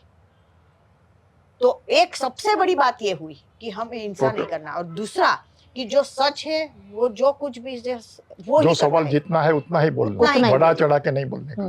तो ये दो बात, वो दोनों गांधी की बात। तो वो 2 बात लोगों को इतना जच गया। दूसरी बात ये मैं आपको बता देती हूँ कि उनके साथ रह के मुझे ये मालूम हुआ है कि सच बोलना, सच ही करना, कहना, ये मैंने तो बताया, लेकिन वो भी यदि हम वो एक दाखला दे दूं कि कोई केस कर दिया, केस में बढ़ा चढ़ा के लिख के दे दिया, लेकिन वो जब कठेरे में जाएगा ना, तो वो तो जो हुआ होगा वही बोलेगा, वहां तो वही होगा। इसीलिए वो जो है वो वैसे भी सच ही बोलते। उनके लिए वो नेचुरल था। मुश्किल है। हाँ, बाकी सब वो वकील वगैरह ज्यादा बड़ा चला कर देंगे, लेकिन बाद में तो वो जो बोलना है वही बोलेगा। शहरों में भी हम बोल दे सकते हैं कि चलो ये बोल दो, वो बोल दो, नहीं, वे लोग जो हुआ है वही बोलेगा, उतना ही बोलते हैं। हाँ। तो इसीलिए क्या हुआ कि मैंने जो बात बताई तो उनको तो जम गई है, कॉन्फिडेंस आ गया उनको बेसिकली। इसीलिए क्या दूसरा क्या हुआ कि लोगों का एक संगठन, लोगों की एक शक्ति, लोगों का एक कॉन्फिडेंस ये बढ़ा। दूसरी साइड पे फॉरेस्ट डिपार्टमेंट या एडमिनिस्ट्रेशन को ऐसा कुछ भी नहीं मिला इनके खिलाफ कि कुछ कर सके, एक्शन ले, कोई एक्शन ले, क्या एक्शन, किसी केस में फंसा दो, कुछ भी, क्योंकि वो लाइफ में उनके है ही क्या जो उसमें जिस पे केस करोगे। नहीं, यदि हिंसा कर देते हैं तो वो चढ़ जाता है। क्योंकि एक बार संगठन बनता है तो जोश में आ जाते हैं लोग, तो कभी कुछ भी हो सकता है। तो पुराना नहीं, कुछ तो यही बात पे अंदर कर देंगे कि हाथ उठाया, ये करा, वो। और एक बात है कि हम तोले सही की क्या एक है कि यदि मोब में क्या होता है कि एक जुस्सा आ जाता है लोगों में, सही, तो कुछ भी कर देते हैं। तो सरकार और पुलिस और फॉरेस्ट उनके लिए बहुत एक अच्छा बहाना मिल जाता है। यही तो ढूंढ रहे होते हैं। अभी ऐसा ही हो रहा है ना पूरे देश भर में कि चलो, तो इसीलिए क्या हुआ कि ये कोई भी कारण उनके पास नहीं रहा। इतना ही नहीं, बाद में जाके तो हमारी बड़ी बड़ी रैलियां जब निकलती थी पुलिस ऑफिसर्स हमें बोलते हैं कि आप लोगों ने रैली निकाली है ना, हमें कोई चिंता नहीं है। एक पुलिस बेचते थे, 10,000 लोगों की रैली निकल रही, 1 या 2 पुलिस खड़े रहो, नाम के लिए खड़े रहो, कुछ नहीं, कि जानते हैं कि ये इनमें कुछ नहीं होगा। उनको ये पता है हिंसा नहीं होगा। वो एक साख जो बनी थी संगठन की पूरी, जो अभी तक है, और वो हमारे लिए तो एक वो निष्ठा भी थी, हमारे लिए एक स्ट्रेटेजी भी थी कि ये इसी रास्ते से हमें आगे जाना है। पर जब अगर आप किसी चीज के लिए लड़ रहे हो और आप तो शांत हो, लेकिन पुलिस जैसी फोर्स है जो कि शांत नहीं है, मार रही है, थप्पड़ मार रही है, डंडे मार रही है, तो उस टाइम पे आप एक्चुअली कैसे शांत रहते हो? थोड़ा विजुअलाइज करवाइए। नहीं, वो क्या हुआ है, 1-2 बार ऐसा कुछ हुआ था कि जैसे फॉरेस्ट डिपार्टमेंट, और तब तो एक दूसरा हुआ है कि वहां से जेके पेपर मिल बांस ले जा रही थी, क्योंकि वो लीज थी। हाँ। वो उसमें हम नहीं जाएंगे। 1960 में गवर्नमेंट के साथ बना था, लेकिन तब वहां के बाम्बू वैसे तो सूखे ले जाना था और ग्रीन बाम्बू के लॉप्स एंड टॉप्स ले जाना था, तो सभी को काट के वे लोग जेल ले जा रहे थे। तो जब हमारा संगठन हुआ तब हमारी ये बात भी आई कि भाई इतने सारे पूरे के पूरे क्लम्प्स जो होते हैं ना, वो पूरे के पूरे उजाड़ देते, तो बाम्बू फिर उगेगा ही नहीं। इसीलिए लोगों ने चिंता जताई कि इस प्रकार से ये करेंगे तो हमारे यहाँ तो होगा ही नहीं, खत्म हो जाएगा। तो फिर हमने देखा कि सेंचुरी के नाम पे जो लोग परापूर्व से रह रहे, उनको एक कुल्हाड़ी लेके जंगल में भी नहीं जाने देते, तो वो ही सेंचुरी में से तब जो लीज था कम से कम 60,000 टन ऑफ बाम्बू हर साल ले जाने का था पूरे साउथ गुजरात के एरिया में से। तो फिर हमने ये इश्यू बनाया कि आप कैसे अलाउ करते हो सेंचुरी में से, बराबर। तो इसलिए जेके पेपर मिल वाले भी हमारे खिलाफ हो गए थे, ऑब्वियसली। तो उन्होंने कई गांवों ने तय किया कि हम नहीं ले जाने देंगे। तो वो ग्राम सभा की जो बात तो अभी आई फॉरेस्ट राइट्स एक्ट के बाद, तो अब लोगों ने अपनी ग्राम सभाएं तो नहीं, लेकिन जो नाम बोलते तो पूरे के पूरे गांव बैठ के तय करते, सब लोग अपने सिग्नेचर देते करते, या तो अंगूठा या जो करते, और तब तय किया था उन्होंने, हर एक गांव में से इस प्रकार का ठराव निकला था कि हम अपने गांव के जंगल में से नहीं ले जाने देंगे। फिर तो एक ट्रक को भी रोका था, फॉरेस्ट मिनिस्टर को भी उसके अंदर आना पड़ा था, वो वहीं के एरिया का। तो ये सब कुछ तो बिना किसी हिंसा के, बिना किसी वो ट्रक को रोका तो वहां बैठ गए सब लोग। तब क्या हुआ कि 1-2 बार मुझे गांव में जाने से रोकने के लिए उन्होंने तरीका अपनाया कि दूसरे बाहर के लोगों को, जो मजदूरी के लिए आते थे, वॉचमैन जो थे फॉरेस्ट डिपार्टमेंट के, जो एम्प्लॉइज थे दूसरे गांव के, उनको दारू वारू पिला के, टेम्पो में पूरा दारू का वो रखा था कारबा, तो दारू पिला के मुझे रोकना। तो मेरी जीप जब गई तब मुझे रोका गया। तो मेरे साथ एक आदमी था, वो हमारी मीटिंग जो था उसमें चला गया और बताया कि इनको तो रोक लिया है, हमें चलना होगा। तो सब आ गए, तो आमने सामने हो गया। पुलिस अधिकारी और डीएफओ दोनों अंदर के एक गांव में बैठे थे। उनको मालूम था कि कुछ होगा, वो चाहते थे कि कुछ हो, ऐसा चाहते थे, इसलिए वो चले गए वहां से। नहीं, वो अंदर बैठे थे तैयारी के साथ। तैयारी के साथ कुछ भी हो जाए, जो आपने बताया ना कि कुछ भी हो जाए, तो उनकी ओर से हिंसा चालू हो जाए या हमारी ओर से भी हिंसा चालू हो जाए, कुछ भी हो जाए, तो रहना चाहिए। नहीं तो वो फिर केस कर देंगे, हमारे। वही प्रिपेयर्ड रहे वो अपना करने। तो इसीलिए क्या हुआ कि हमारे लोग भी आ गए, मीटिंग वाले, ये लोग भी बैठे थे। तब मैंने बीच में जाके बोल दिया, हमारे लोगों को समझा दिया कि देखो, इन लोगों को तो दूसरे लोगों ने चढ़ा के भेजा है, उनके साथ हमारी कोई दुश्मनी नहीं है, हमें कुछ भी नहीं करना है, इतना भी नहीं करना है। और इन लोगों को भी मैंने समझाया, वो भी आदिवासी ही थे, उनको भी वैसे पिए हुए थे, इसलिए थोड़ा दौर में आ गए, वरना तो मेरे साथ बोल भी नहीं सकते। पी के आए थे इसलिए थोड़ा बोल रहे थे। मैंने उनको भी समझाया कि आप लोग क्यों खामखा ये कर रहे हो। फिर जाके वो हमने बोला कि कल हम फिर से आएंगे, लेकिन बाहर के भाग में हम मीटिंग करेंगे और तय करेंगे। तो आपने उस वक्त उसको डिफ्यूज कर दिया। दूसरे ही दिन आए, जब मैं आई दूसरे दिन आई, तब दूसरे एक अलग जगह पे उन्होंने दारू पिला के बिठा दिए थे। वो मजदूरी के सिर्फ सवाल पे। हाँ, और बोला कि ये तृप्ति बहन जो है ना वो तुमको जो मजदूरी मास के लिए कर रहे थे, हाँ, और ये स्टे आ गया इसलिए उनको मजदूरी कंपनी नहीं दे रही थी। हाँ, जो काम उनको कर लिया था वो मजदूरी उनके- मांगने गए तो बोला कि आपकी मजदूरी ये तृप्ति बहन ने रोकी है। भड़का दिया। ऐसा उनको भड़का दिया। इसीलिए क्या हुआ कि मैंने फिर उनको बोला कि चलो, मैं उतर गई थी जीप में, मैंने बोला कि जीप को जाने दो, मैं तुम्हारे घर भी आ जाती हूँ, आज तुम बात करने के लायक नहीं हो, मैं आपकी बहनों के साथ सो जाऊंगी रात को, कल मैं तुमको ले जाऊंगी मिल के और मजदूरी दिलाऊंगी, जो काम तुम लोगों ने कर लिया है उसकी मजदूरी तो आपको मिलनी वाजिबी है कि आपको मिलनी चाहिए, और मैंने कोई आपके रोकी खिलाफ नहीं। आपकी बात मैं रखूंगी। सब लोग एकदम ठंडे हो गए कि चलो, तो इस प्रकार से क्या हुआ है, चले गए, रोका भी नहीं, चले गए। रोका, हाँ, तो ऐसे उन लोगों ने पिला के लोगों को सामने कर किया है। एक बात है कि डायरेक्टली कभी किसी के साथ फॉरेस्ट इस प्रकार- डिपार्टमेंट ने और कुछ दूसरा जो बहुत बड़ा हुआ है कि जब बहुत जगह पे क्या जब होता है कि फॉरेस्ट डिपार्टमेंट और पुलिस डिपार्टमेंट का सांठगांठ हो जाता है, दोनों एक साथ हो जाते हैं। यहाँ क्या हुआ कि दोनों अलग हो गए।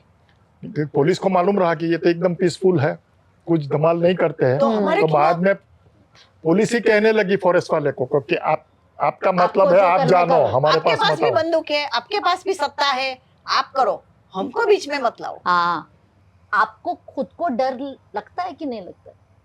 तुमको अभी लगता था या कि तब डर, नहीं डर क्या होता है? अभी मुझे इफ आई लुक बैक मुझे लगता है कि मुझे तब कभी भी डर नहीं लगा। एक दो बात बताऊं कि वहाँ के लोग, जो हमारे गांव के लोग जो थे, दुकानों में घूमते ना, वहाँ पे बाजार में जाते, तो वहाँ एक दो बार उन्होंने सुना कि इसको तो खत्म कर देना है, हमें ये जो तृप्ति जो आती रहती है ना उसको तो खत्म कर देना है।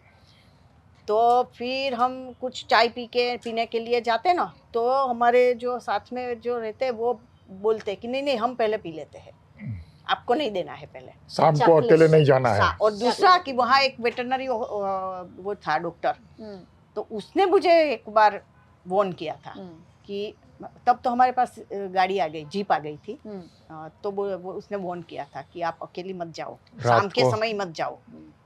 तो एक प्रकार का एक थोड़ा एक माहौल था, बीच में थोड़ा समय में हुआ जब था। ये नहीं, तब भी ये जब बात, अभी मुझे याद आता है कि तब भी ये जो बात बताते थे तब भी मुझे डर नहीं लगता था।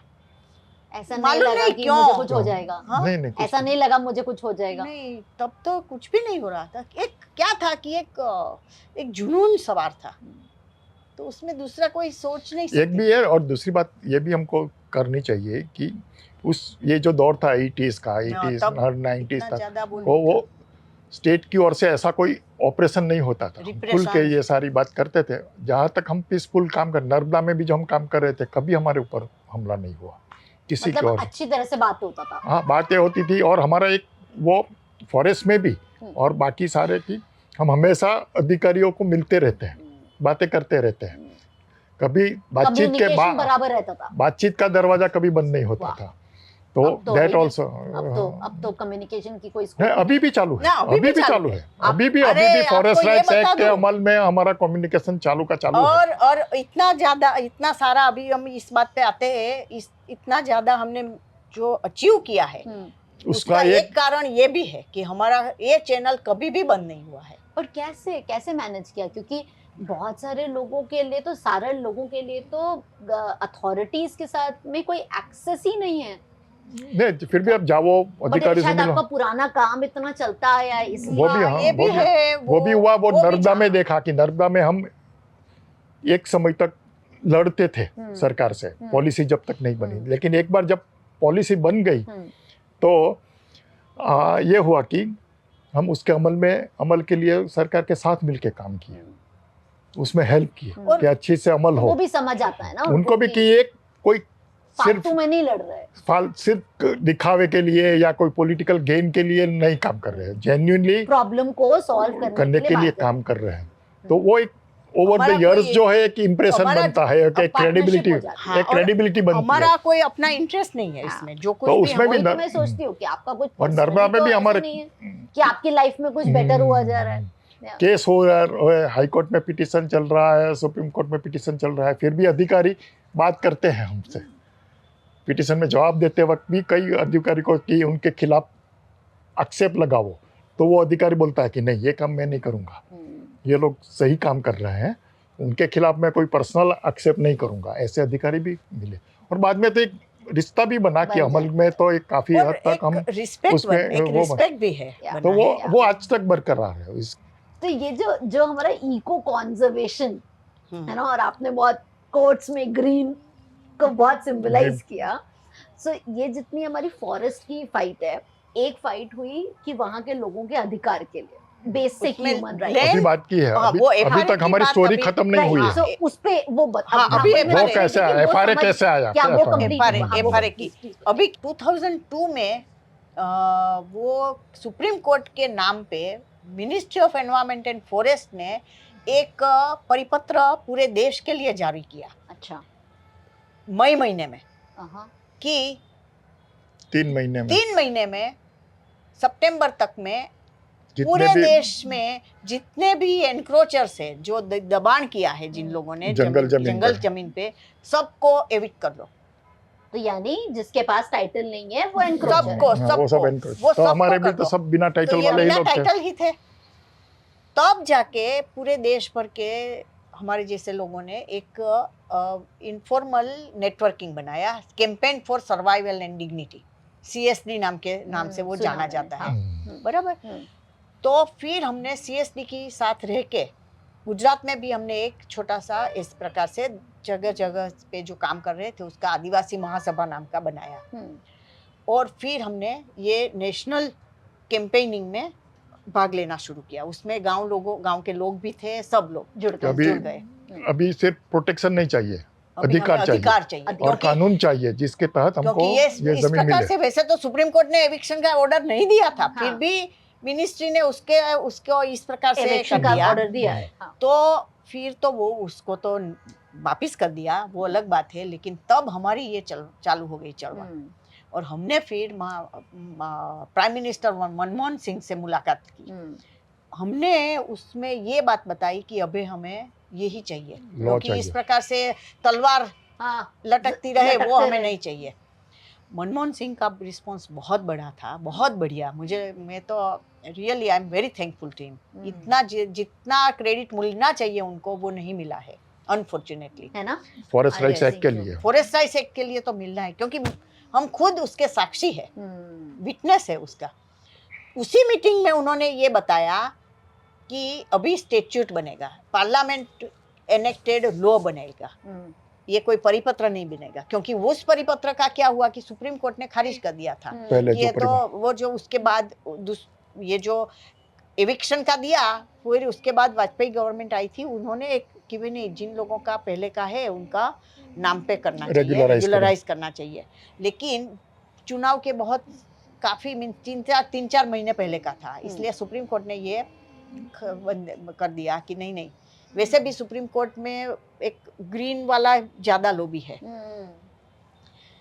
तो मनमोहन सिंह ने ये बताया, हमारी मीटिंग में ही बताया, कि हमें एक एक्ट बनाना होगा। अच्छा। और वो एक्ट अभी फॉरेस्ट मिनिस्ट्री नहीं बनाएगी, ट्राइबल मिनिस्ट्री बनाएगी। तो तीसरी बात कि सिविल सोसाइटी हमारे में से भी 2 व्यक्ति को वो ड्राफ्टिंग प्रोसेस में साथ में रखेंगे, तो दोनों के बीच की बात निकलेगी।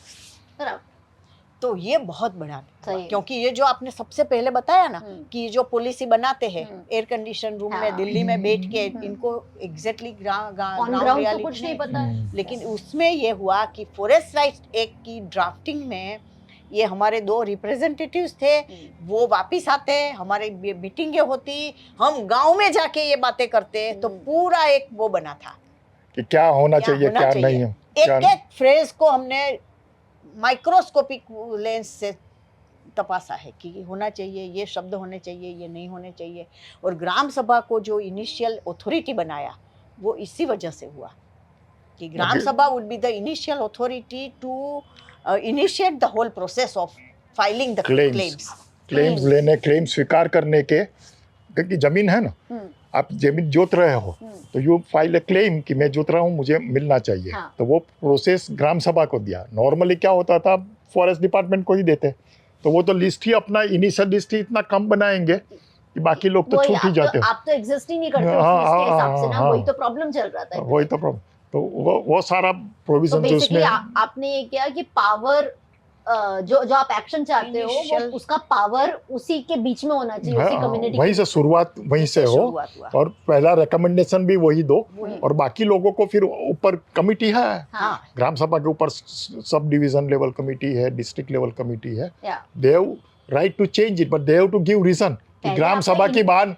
क्यों गलत है, ये कह के आपको करना पड़ेगा। तो पहले आपका इनपुट तो सही जाए, हाँ इनपुट सही जाए, उसके बाद अगर कोई खारिज करे तो वो एक अलग बात है, पर आपने जो पूरा टाइम जिया उसमें तो आपने यही देखा कि इनपुट ही नहीं जा रहा है। एग्जैक्टली, इसीलिए ये क्या हुआ कि तो ये 2-3 प्रोविजंस बहुत अच्छे आए फॉरेस्ट राइट्स में। एक तो कि 2005 के पहले से जो भी लोग, और 2008 में ये नहीं, वैसे तो एक तो 2006 में ही हुआ, लेकिन दिसंबर 6 में हुआ, वो रूल्स जो है वो जनवरी 2008 में निकले, इसलिए 2008 से अमल चालू हुआ, और कट ऑफ डेट 2005 की थी, तो जल्दी एक तो मान के बाय एंड लार्ज ये था कि जो अभी कल्टीवेट कर रहे हैं उन सबको रेगुलराइज, उनको टाइटल देना है। वो जो जमीन जितनी भी उनके पास है, मैक्सिमम 10 एकर्स, पति पत्नी दोनों को, दूसरा जो रिवोल्यूशनरी 10 पति पत्नी का नहीं, जितना है जितना उनका 2005 के पहले से है, इतना मैक्सिमम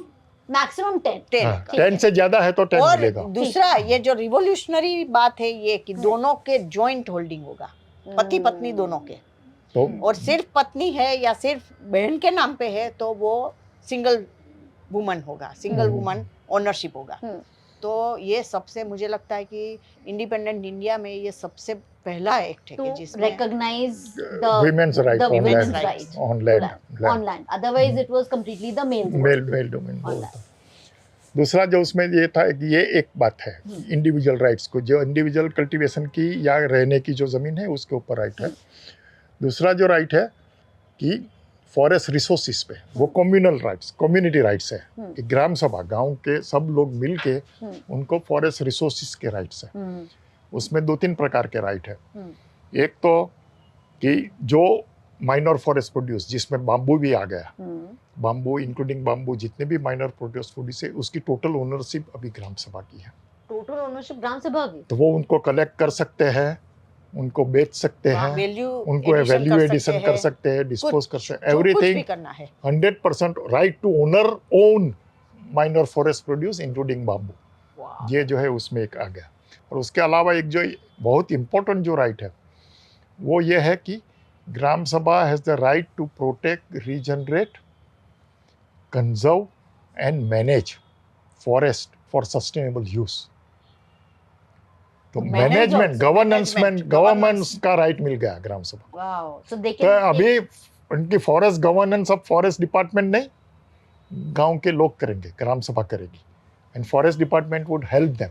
फॉरेस्ट डिपार्टमेंट का रोल उनको असिस्ट करना, they decide what to do, what not to do, ये सारा जो है पूरे फॉरेस्ट एरिया में अपने गांव के फॉरेस्ट में ये करने का कुछ मनमोहन जी के साथ के डिस्कशन का आउटपुट। हाँ, उनके वो जो कमिटी बनी फिर उसमें टेक्निकल कमिटी बनी, ड्राफ्टिंग कमिटी, उसमें ये सारा, जब उसके बाद पार्लियामेंट्री कमिटी भी बनी, जॉइंट पार्लियामेंट्री कमिटी हुई, ये पूरा जो फाइनल जो लेजिस्लेशन आया उसमें ये बात आई। तो उसका 2 ही मकसद जो शुरू में बताया ना कि कल्टीवेशन के लिए सिर्फ दे दो तो फिर वही बात होगी कि ये तो वो तो फॉरेस्ट कम होता जाएगा। Cultivation plus management and protection की जिम्मेवारी दो। It is also their right, accountable and give them, it is their duty also, in a way it is duty, दोनों है। तो ये भी उनको दोगे तो ही बात ये होगी कि लोगों की लॉन्ग टर्म सस्टेनेबिलिटी भी बढ़ेगी, फॉरेस्ट भी बचेगा और लोगों की इनकम भी बढ़ेगी। तो दोनों का सोशियो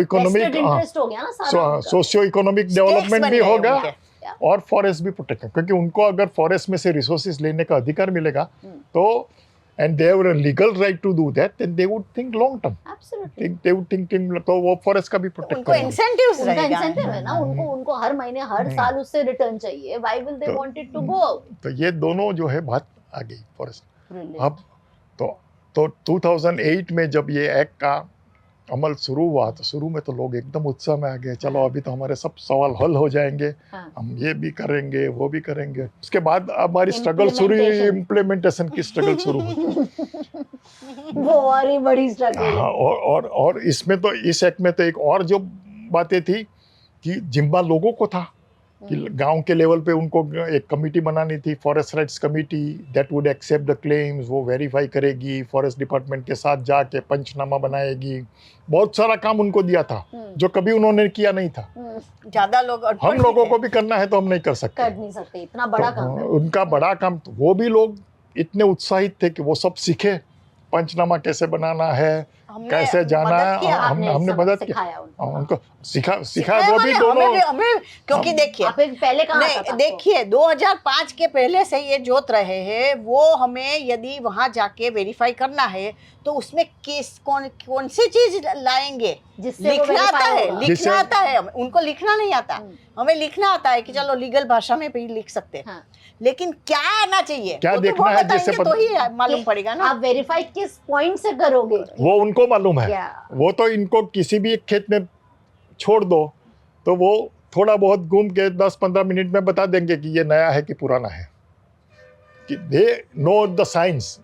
वो वहाँ की वेजिटेशन की, वहाँ की कल्टीवेशन की, सब बार ये संभव नहीं है, लेकिन ज्यादातर जो है पता चल जाएगा कि अगर फ्रेश कल्टीवेशन है, वो उनके दिमाग से आता है, उनको पता और उनको इसीलिए जॉइंट वेंचर है ये सब पूरा। तो वो जो है तो वो सारे उसके फॉर्मेट्स बनाना, वो सारा काम सीखे हम लोग। और सिर्फ ये नर्मदा में नहीं किया, हमारी आदिवासी महासभा थी तो हर एक जिले में काम करने वाले लोग थे, तो पूरे अब जिलों में डांग से लेके बनासकांठा तक हमारे वहाँ के लोगों के साथ, FRCs के साथ हमारी मीटिंगें होती थी, उनको हम ट्रेनिंग देते थे, पूरा दिन भर का ट्रेनिंग चलता था। 300-400 लोग फॉरेस्ट राइट्स कमेटी के प्रमुख मंत्री आते थे, वो बैठते थे, कैसे काम करना है, कैसे फॉर्म भरना है, कैसे ये करना है, सब सीख के जाते थे और बाद में सब करते थे। तो काफ़ी जगहों पे ये करा, और काफ़ी हमारे नर्मदा में तो हम जहाँ काम कर रहे थे तो बहुत पक्के एविडेंसेस थे, पास्ट एप्लीकेशन था, बहुत सारा था। वो तो लंबा, तो सबका यही था कि 80% क्लेम्स तो मंजूर हो जाएंगे पहले ही राउंड में, बाकी के जो है के लिए फिर और सेकंड राउंड में नहीं हुआ। तो 1 साल पूरा प्रोसेस करके FRCs ने सब क्लेम्स सब डिविजनल कमेटी को दिया। 2009-10 में तो आ गया सिर्फ 10% अप्रूवल, चीफ सेक्रेटरी की ओर से टाइम्स ऑफ इंडिया में आ गया कि सिर्फ 10% क्लेम्स ही जेन्युइन है, बाकी के सब बोगस क्लेम है। बेसिस नो, हमने कुछ जगह पे कुछ वेरीफाई किया, इतना पता चला तो हर एक पूरे राज्य में अप्लाई टू ऑल। एक सिग्नल चला गया नीचे भी कि 10% के आसपास को मंजूर करना है। तो SDLC ने क्या एविडेंस है क्या नहीं, कुछ नहीं देखा, सारी फाइलें फॉरेस्ट को दे दी और फॉरेस्ट को बोला कि आप इसमें से बताओ कि कितनी मंजूर करनी है, कितनी नहीं मंजूर करनी है। तो back to forest office, forest office चला गया पूरा, और फॉरेस्ट ऑफिसर से नीचे गया कि 10% इसमें से 10% लोगों को रेकमेंड करो। वो तो जो मन में आए वो नाम सजेस्ट किए, उतने अप्रूव हुए, बाकी अभी तक रिजेक्ट नहीं हुए थे, लेकिन इतने ही अप्रूव हुए। तो लोगों को तो पहले ही निराशा हो गई कि 10% को ही मिला है। अब एविडेंसेस देखो तो ये जो 10% अप्रूव हुए हैं वो, और बाकी की फाइलें सब में एक प्रकार का एविडेंस है, सिमिलर एविडेंसेस है, फिर भी इतना ही नहीं, अप्रूव 10% किया, एरिया भी कम कर दिया। अब 4 एकड़ 5 एकड़ का आपका क्लेम है, एक एकड़ आधा एकड़ 1 एकड़ सबको दे दिया, नाम के लिए बस, नाम के लिए। तो ये आ गया। उसमें फिर ये बात आई है, जो टेक्नोलॉजी की जो बात हम कर रहे हैं, कि गुजरात गवर्नमेंट डिसाइडेड कि बाकी के जो क्लेम्स जो भी पेंडिंग है उनको वेरीफाई करने के लिए हम सैटेलाइट इमेजरी का उपयोग करेंगे। ठीक है, फिर ओके। तो जिनका क्लेम वो सैटेलाइट इमेजरी में दिखेगा, उनको हम एज ए एविडेंस मान लेंगे और उनको जो है तो that would be the next process. Okay, अभी उसके पहले ही हमने थोड़ा वो ये भी समझ लो टाइम का क्या है, टाइम अभी कितना है हमारे पास, नो प्रॉब्लम, ठीक, थोड़ा बहुत बात कर लेते हैं। तो satellite imagery is also an evidence, तो एक्ट में है, रूल्स में भी है तो हमने भी ट्राई किया था कि ये सारा गवर्नमेंट का जो डिसीजन आया उसके पहले हमने ट्राई किया था कि सैटेलाइट इमेजरी में कुछ दिखने को मिलता है कि नहीं, लेकिन हमारे पास तो सैटेलाइट इमेजरी हम खरीद नहीं सकते। गूगल था, गूगल में भी शुरू के दिनों में तो वो लो रेजोल्यूशन इमेज था, तो जिसमें कुछ नहीं दिखता, क्लैरिटी नहीं आती थी। लेकिन हमने वो कॉरेस्पॉन्डेंस किया था गूगल अर्थ वालों के साथ कि ये ट्राइबल एरिया में आप 2005 की कुछ अच्छी कर सकते हो कि नहीं।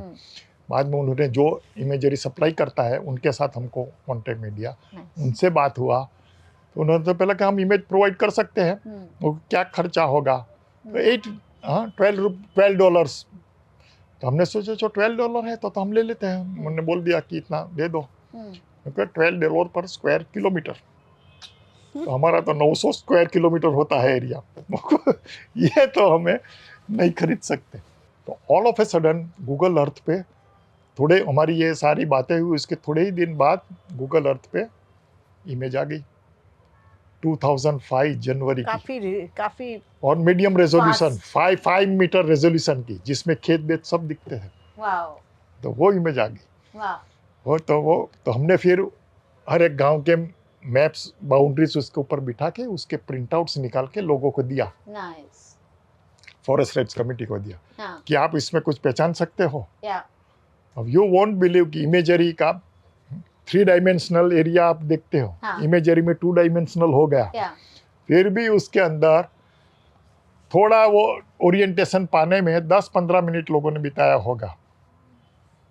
बस फॉर एक खेत पहचान लिया, ये इसका खेत है, ये इसका एक खेत पहचान लिया तो उसके बगल में इसका है, इसके बगल में इसका है, इसके बगल में इसका है, ये है वो। एरियल व्यू में भी, एरियल व्यू में सब पहचान लिया। जबकि एरियल व्यू तो एक्चुअली किसी ने देखा ही नहीं है, किसी ने देखा ही नहीं, उनके लिए तो पहली बार सामने से देखते हो खाली, और ऊपर से आया है। छोटी छोटी इतनी सारी चीजें उन्होंने आइडेंटिफाई कर दी, ये मौड़ा का पेड़ और ये वो सब पहचानने लगे। तो हमारे गांव के दो फॉरेस्ट राइट्स कमेटी ने ये मैप्स भी as an additional evidence submit किए थे कि हर एक किसका खेत, किस प्लॉट नंबर का खेत कहाँ पे है, वो इमेजरी पे मार्क करके वो इमेजरी भी एज अ जो है तो सब वो nothing can beat the human mind. तो वो सब कर लिया था। लेकिन उसमें वही था कि एक्चुअल मैप नहीं होता था। और जीपीएस तो हम जानते भी नहीं थे, जानते भी। लेकिन तब तक हमें ये पता चल गया था कि सैटेलाइट इमेजरी को यूज करना है तो सैटेलाइट इमेजरी पे बाउंड्री नहीं होती है, इसलिए आपको खेत दिखेंगे, लेकिन किसका खेत कहाँ है वो कैसे ऑफिस कौन से गांव में या गांव ऑफिसर्स कैसे पता करेंगे, कोई बाउंड्री नहीं है, कोई बाउंड्री नहीं है। तो बिना बाउंड्री को आप किसका खेत कहाँ पे है वो कैसे तय करेंगे, ये बात थी। तो हमारे ऑफिसर से बात हुआ कि आप सैटेलाइट इमेजरी तो यूज कर रहे हैं, लेकिन how are you going to determine कि किसका जो है वो कहाँ पे है, आप कैसे तय। तो उस समय वहाँ के लोकल ऑफिसर्स ने हमने बताया कि government is thinking of carrying out GPS survey. सबका जीपीएस सर्वे करके फिर जीपीएस सर्वे को फिर उसके ऊपर बिठा के तय करेंगे कि किसका 2005 में कल्टीवेशन में था या नहीं था। जीपीएस सर्वे करेंगे, उसको 2005 की इमेजरी पे बिठाएंगे, उसके बाद तय करेंगे कि कैसे होगा। तो this was completely new for us. हम तो जानते ही नहीं थे जीपीएस क्या है। सही बात है, मैं भी नहीं जानता था, लोग तो बिल्कुल नहीं जानते थे। तो हम लोगों ने फिर इतना ही सोचा कि ये करना है ये, और इमेजरी में पहले लोगों ने देखा था कि खेत दिख रहे हैं, तो वी वर कॉन्फिडेंट कि कॉन्फिडेंस था वो सही होगी, इमेजरी सही होगी तो उसमें जो सही इमेज आएगी तो उसमें हमारे खेत दिखने चाहिए। लेकिन जीपीएस करने के बाद क्या होता है वी डोंट नो। तो हमने कुछ फ्रेंड्स से मिलके 5-6 जीपीएस हासिल किए। अच्छा। और कुछ लोगों ने 2-3 गांव वालों ने अपना पूरे उन गांव के जितने गूगल मैप से निकाल के पढ़ा कि किस प्रकार से इसका यूज करना है वो सारा करके फिर लोगों ने सर्वे कर दिया। फिर और वो सर्वे करके उसके जो प्लॉट्स आ गए तो उसको हमने गूगल पे 2005 की इमेज तो थी ही, उसके ऊपर सुपर इम्पोज किए। सब लोग एकदम खुश हो गए कि हमारे तो सब खेत दिखते हैं। उतना ही नहीं, पूरा मैप बन गया, पूरे गांव का मैप बन गया कि किसका खेत कहाँ पे है, दिख रहा है सारा दिख रहा है 2005 में।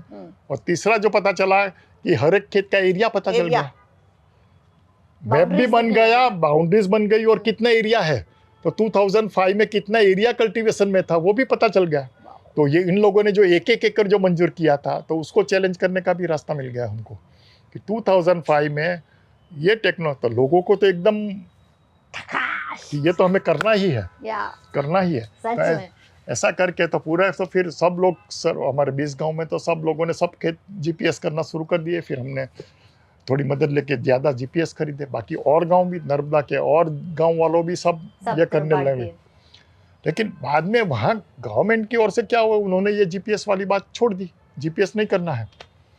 उन्होंने तो एक हवा चलाई थी, नहीं वहाँ नाम करना है तो बाइसेक नाम की संस्था को दिया। उन्होंने क्या किया, इमेजरी एक्वायर की एनआरएसएस से, उस इमेजरी के ऊपर विलेज की बाउंड्री डाल दी, उसके अंदर फॉरेस्ट एरिया मार्क किया, और उनको ऑफिस में देख के जितना पता चला कि ये एरिया कल्टीवेशन में दिख रहा है, वो एरिया मार्क किया और उसके प्रिंट आउट निकाल के डिस्ट्रिक्ट ऑफिसर को दे दिया और उनको बोला कि अभी आप ढूंढो कि इस एरिया में कौन कल्टीवेट कर रहा है, उनका क्लेम मंजूर करो, बाकी के सब खारिज कर दो। इतना कर्सरली था क्योंकि ये भी काम कि वो मैप देखने से ही पर, और वो मैप भी ऐसे दिए जिसमें इमेजरी नहीं दी, सैटेलाइट इमेजरी नहीं थी वो। नहीं सैटेलाइट इमेजरी के आधार पे बनाया, लेकिन जो मैप जो डिस्ट्रिक्ट में भेजा उसमें इमेजरी नहीं थी, और छोटा सा A4 साइज का मैप, और जिसमें सिर्फ कोऑर्डिनेट्स दे दिए कि इस एरिया में जिनके खेत है उनको मंजूर करो, ये बाकी को रिजेक्ट करो। अब ये तो उसकी मदद से तो कोई कर ही नहीं सकता था। यू कैनॉट डिसाइड कि किसका खेत इसमें पड़ेगा without GPS. How can you know किसका खेत, how do you know the position.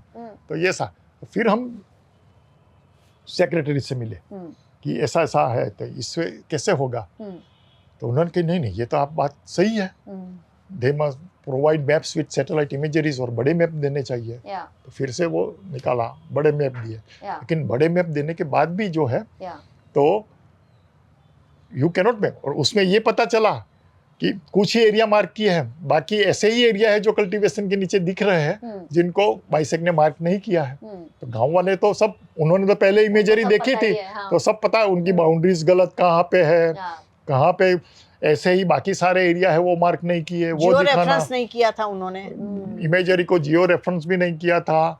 तो वो जो जीपीएस और इमेजरी के जो लेजिट्यूड लॉन्जिट्यूड और जीपीएस के लेटिट्यूड लॉन्जिट्यूड में 200 मीटर का एरर आ रहा था मार्जिन ऑफ, ये सारा हमने ढूंढ निकाला।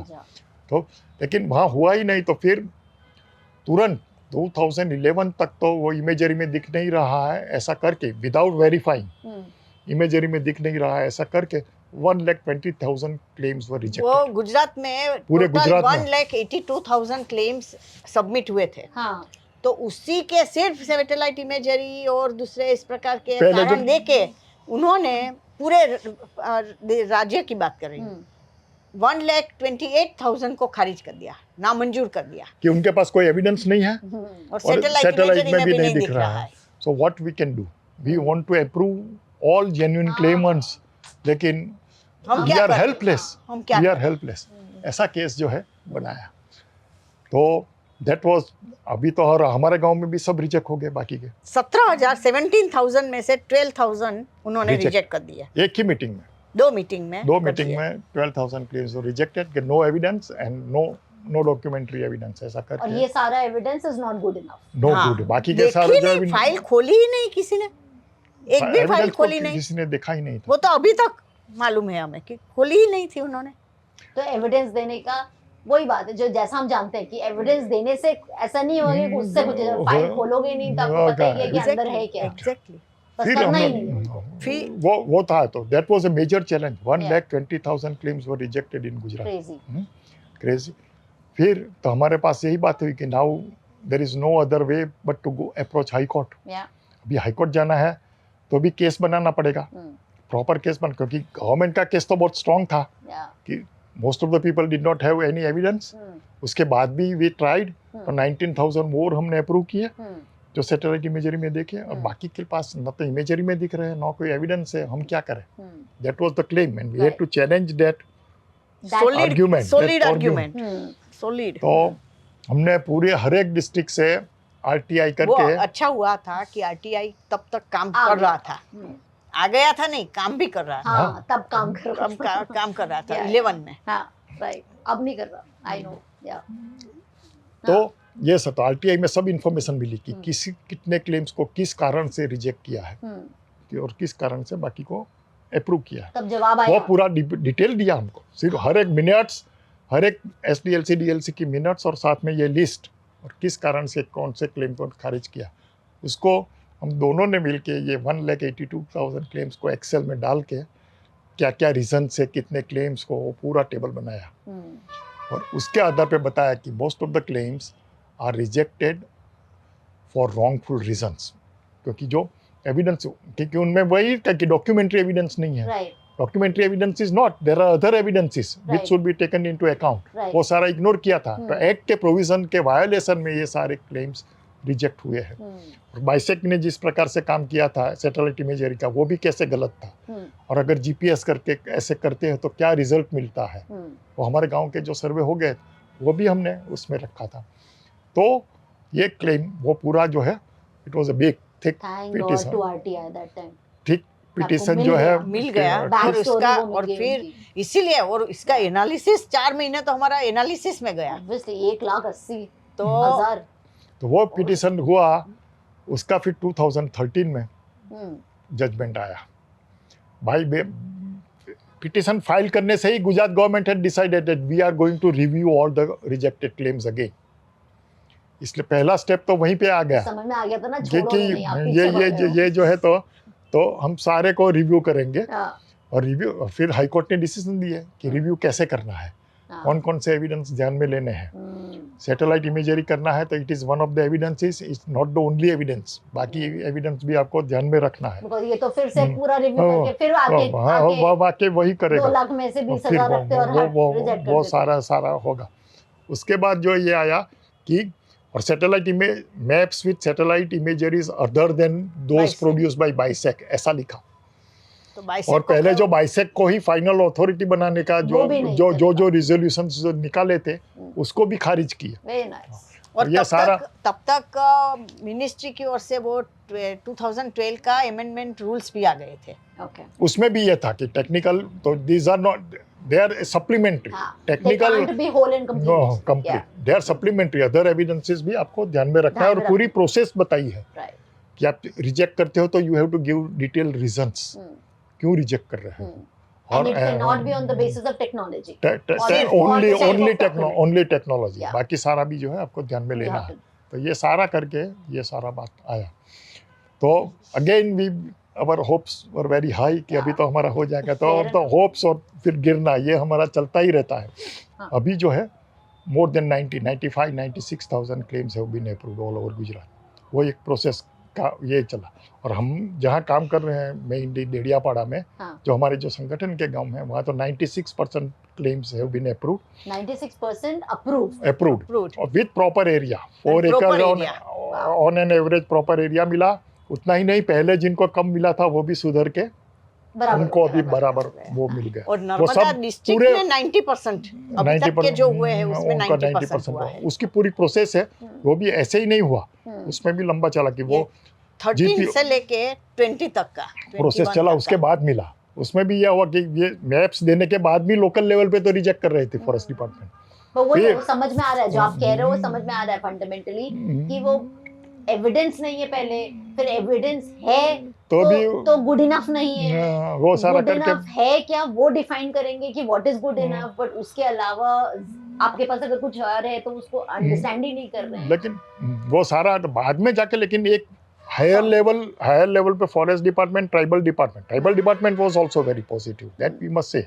सब अधिकारी वगैरह कि जेन्युइन, उनको भी ये पता चल गया कि वी आर नॉट आस्किंग कि जितने क्लेम्स है सब मंजूर कर दो। हम ये बात नहीं कर रहे हैं, हम पूरा साइंटिफिकली बता रहे हैं, इमेजरी का उपयोग करने की बात कर रहे हैं।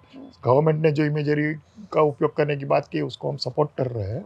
आवर मेन क्लेम है कि it should be properly interpreted and properly implemented. ऐसे ही आप रिजेक्ट कर दो वो नहीं चलेगा। तो दे ऑल्सो रिपेयर। तो उसमें फिर एक गिर फाउंडेशन बीच में आया कि हम डेटा दे जीपीएस का। गिर फाउंडेशन फॉरेस्ट डिपार्टमेंट की है, they would verify it, they would superimpose it on 2005 imagery and then recommend. तो उसके आधार पे उन्होंने भी, Gir foundation also did a proper job उस समय कि उन्होंने ठीक से पूरा जो है किया और उसके आधार पे जो है तुम ये मंजूरी और ये रिकमेंडेशन नर्मदा की दिया, बात कर रहे हैं। नर्मदा की नर्मदा। रिकमेंडेशन जहाँ पे किया और 90% हो गया है। और उस रिकमेंडेशन के आधार पे सब फिर मंजूर भी होने लगे और सबको टाइटल मिलने लगा। अब वो रेफरेंस बन गया ना, वो रेफरेंस बन देन गया। It's now almost that fight should be over is because आपके पास ज्यादा नहीं अभी और नहीं हुई है, वही बात है। अभी तो 21 की बात है, 21 से 25 तक अभी भी जारी है, वो बताते वो हैं। अलग बात है। हाँ। लेकिन उसमें फिर यही हुआ कि नर्मदा में ये हो गया, लेकिन बाकी डिस्ट्रिक्ट्स में नहीं हुआ था। हाँ। तो बाकी डिस्ट्रिक्ट्स के लिए भी और जीपीएस वाला आधार नहीं था। हाँ। तो बाकी सारे एविडेंस लेके 33 से 90,000 95,000 तक पहुंचे, लेकिन there are still 90,000 claims pending still pend. तो Gujarat government only decided, tribal secretary वगैरह ने और वो चीफ सेक्रेटरी की मीटिंग कि नर्मदा का ये पॉजिटिव एक्सपीरियंस देखा, तो दे सेड कि now let us, because Narmada में this was tried out on a pilot basis, तो उसमें ये अच्छा रिजल्ट आया है, तो now let us replicated to other districts also. और उसमें हमको बोला कि आप उसमें वो जीपीएस सर्वे करने में और फॉरेस्ट राइट्स कमिटीज को ट्रेनिंग देने में मदद करेंगे, तो हम कहा वी वुड बी हैप्पी। तो हमने फिर, और अभी तो बहुत बड़े स्केल पे ये सर्वे करने का था, तो वो करने के लिए तो फिर वो जीपीएस कितने खरीदोगे, तो हमने मोबाइल ऐप डेवलप किया और वो मोबाइल, उनके मोबाइल में वो प्रोग्राम डाल दो और वही गांव वाले लोग सर्वे करे, वो डेटा आए, हम डेटा डिस्ट्रिक्ट ऑफिसर्स को दे, वो जीपीएस को। तो वो प्रोसेस चल रहा है, उसके रिजल्ट्स अभी नहीं आ रहे, लेकिन उसमें काफ़ी जो है उसमें प्रॉब्लम्स जो है वो शुरुआत हो गई है, तो वो प्रोसेस चल रहा है। प्रॉब्लम्स भी है, लेकिन वो आगे चलेगा, वो आगे चलेगा। अलग टेक्नोलॉजी उसका, बट आई मीन आपने वो समय के साथ उसको अपग्रेड भी तो कर लिया, अपग्रेड करके वो तो वो प्रोसेसेस चल रहा है। तो वो एक में इसकी क्या असर हुई, जैसे ही people started getting titles, they started improving the land. सबसे पहला उन्होंने अपने खुद के पैसे डाल के, कुछ अपने पैसे डाल के, मजदूरी करके या अनाज बेच के जो पैसा आया उसको लेके लैंड लेवलिंग सबसे पहले शुरू किया। लैंड लेवलिंग शुरू करी, पहले 5 एकड़ गुठा में 10 गुठा में लेवलिंग किया, जो मिला लेवलिंग किया, तो और उसमें और फिर बोरवेल डक किया, इरिगेशन आया। पहले ये सारा कुछ कर नहीं सकते थे, तो लेवलिंग एंड इरिगेशन ये 2 बड़े पैमाने पे शुरू हो और इरिगेशन के लिए एक अच्छा हुआ, क्योंकि हमारे एरिया में वो 3 फेज लाइन नहीं है इरिगेशन की, इलेक्ट्रिसिटी की। लेकिन इलेक्ट्रिसिटी बोर्ड के साथ हमारी बातें हुई कि भाई ये कैसे है, आपको तो देना है क्या। तो वैसे तो पहले फॉरेस्ट डिपार्टमेंट ना बोल रहा था, लेकिन एफआरए में भी एक बात है कि आपको ये, इसके लिए आप मंजूरी डीएफओ की तरफ से मिल सकती है। ओके।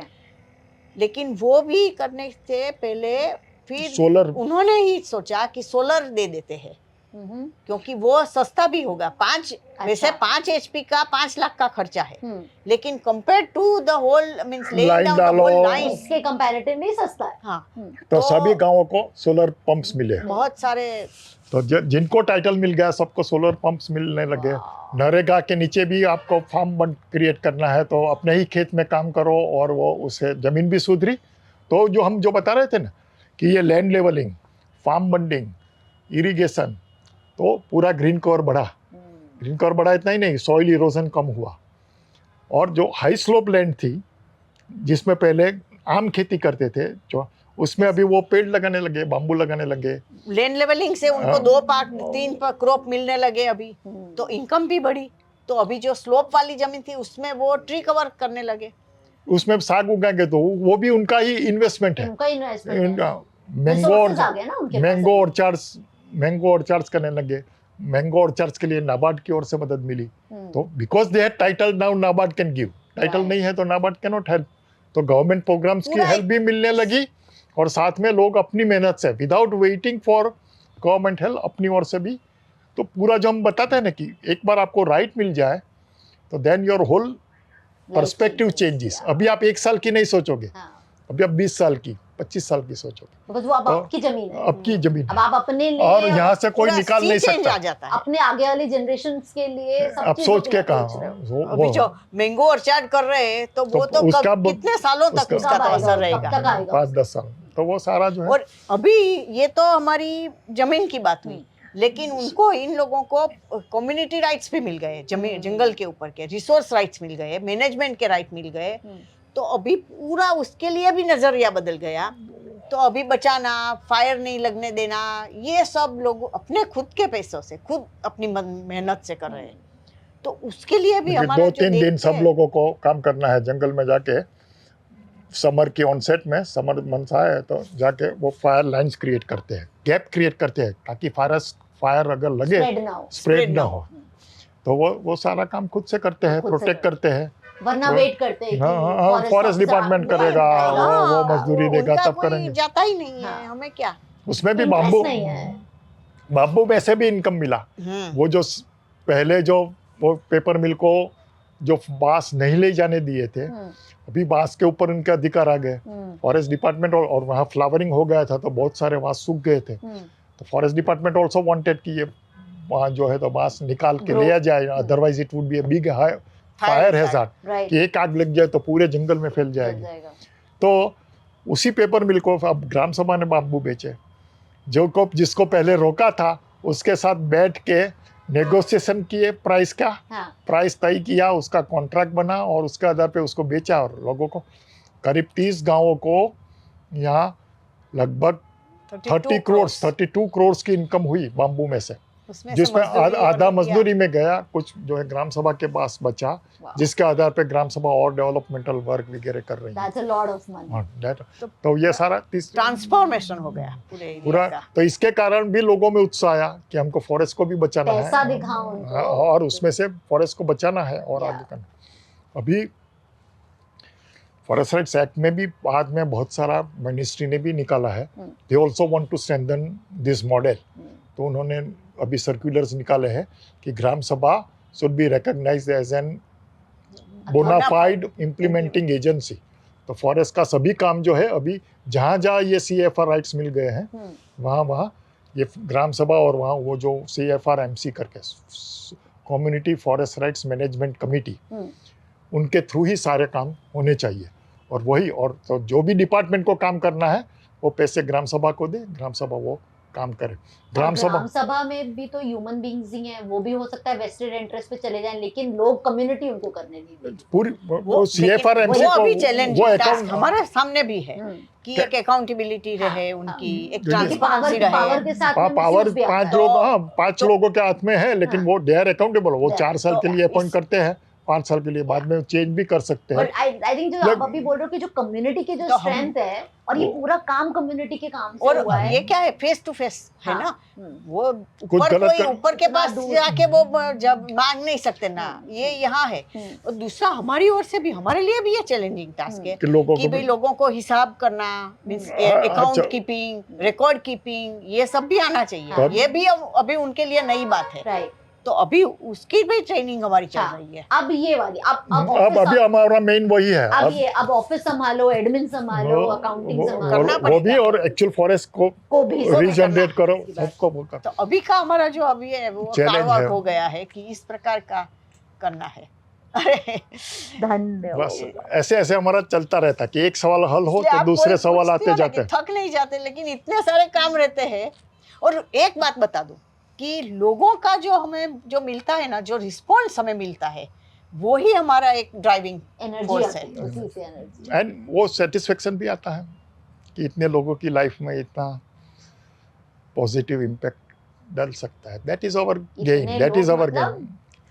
इतने लोग ऐसे नहीं, ये इतने लोग की बात नहीं कर रहे हो आप, पूरे हमारे जंगलों की एक डीप सेटिस्फेक्शन है कि चलो ना है। I can totally imagine. इसको कोई प्रूव नहीं कर सकता, इसको कोई तोड़ नहीं सकता। वो सेटिस्फैक्शन जिसको आदत पड़ जाती है ना खून की, उस सेटिस्फैक्शन की क्रेविंग करे।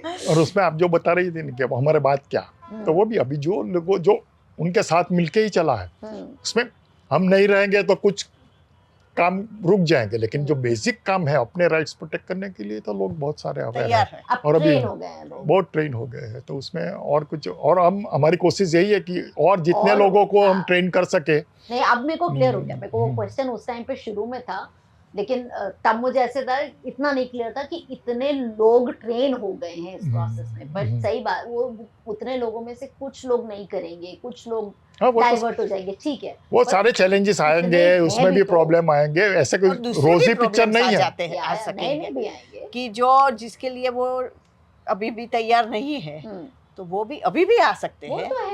वो तो है बट जो चीज अब अंडू नहीं हो सकती वो ये कि उनको ये क्लियर हो गया कि they can fight for the right. Exactly to fight what do they need a proof, they need documentation, they need confidence, they not just rally dharna ही सिर्फ नहीं, धरना देने से नहीं होगा। ये वो जो पूरा मसल मेमोरी में चला गया ना जो ये जनरेशन के वो करके, that is what is the transformative power। वरना बोलने को आप भजन तो कितने भी करते रहो, then it doesn't do that। lovely। And ये जो प्रॉब्लम जो गुजरात की प्रॉब्लम है, यही सेम सिस्टम है हमारी पूरी कंट्री का प्रॉब्लम। सब जगह प्रॉब्लम ही प्रॉब्लम है। एक दो राज्यों को छोड़ के दूसरी जगह तो महाराष्ट्र में CFR में काफी अच्छा काम हुआ है। अच्छा। उड़ीसा में अच्छा काम हुआ है, लेकिन ये इंडिविजुअल राइट्स में तो सब जगह की स्थिति खराब है। 40-50% अप्रूवल रेट है अभी भी। इंडिया में देखा है कि कहीं आपने जैसे गुजरात में किया ये, तो ऐसे इंडिया में और ऐसे रिफॉर्म्स हुए हैं, ऐसे और ग्रुप्स हैं जिन्होंने कुछ ग्रुप्स काम कर रहे हैं। काफी CFR पे ज्यादा फोकस है, CFR पे बहुत ज्यादा काम कर रहे हैं, फोकस है। इंडिविजुअल में भी कुछ कर रहे हैं, लेकिन अपने अब से कुछ राज्यों में इंडिविजुअल राइट्स में भी सरकारों ने भी अच्छा काम किया है। लेकिन वही है, ये सारे इश्यूज तो सब जगह है। और अभी 40% आज के टाइम में भी ओनली 50% अप्रूवल रेट है IFR पे। जितने क्लेम्स हुए थे उसमें से 50% अप्रूव है, बाकी 50% में से 80% तो कई जगह रिजेक्ट हो चुके हैं। वही प्रोसेस है, वो उनका रिजेक्शन का उनका वही लॉजिक। और फिर अभी सुप्रीम कोर्ट क्या से you are again reviewing it, review होने के बाद भी रिजेक्ट हो रहा है। इंडिया में या इंडिया के बाहर कोई और आपके कम्युनिटी के अलावा आपका कोई और कम्युनिटी आपने कभी सुना है, समझा है जो भी कमेंडेबल काम कर रहे हैं? वैसे नेपाल का मैंने सुना था, और नेपाल का तो मैंने वो तो अलग ही बात है नेपाल की। लेकिन वहाँ यूजर्स ग्रुप को दिया गया था ये राइट्स। ये तो मैं आपको बहुत पहले की बात कर रही हूँ, 99 की बात कर रही हूँ वहाँ भी। लेकिन अभी मैंने सुना है कि फॉरेस्ट डिपार्टमेंट का थोड़ा बढ़ रहा है ज्यादा कंट्रोल। लेकिन बहुत सारे CFR में ये कम्युनिटी मैनेज करे फॉरेस्ट, उसके लिए तो बहुत ग्रुप्स काम कर रहे हैं। महाराष्ट्र में काफी ग्रुप्स है, उड़ीसा में है, वहाँ पे अच्छा काम हो रहा है। और महाराष्ट्र गवर्नमेंट का भी बहुत इनिशिएटिव काम हुआ है।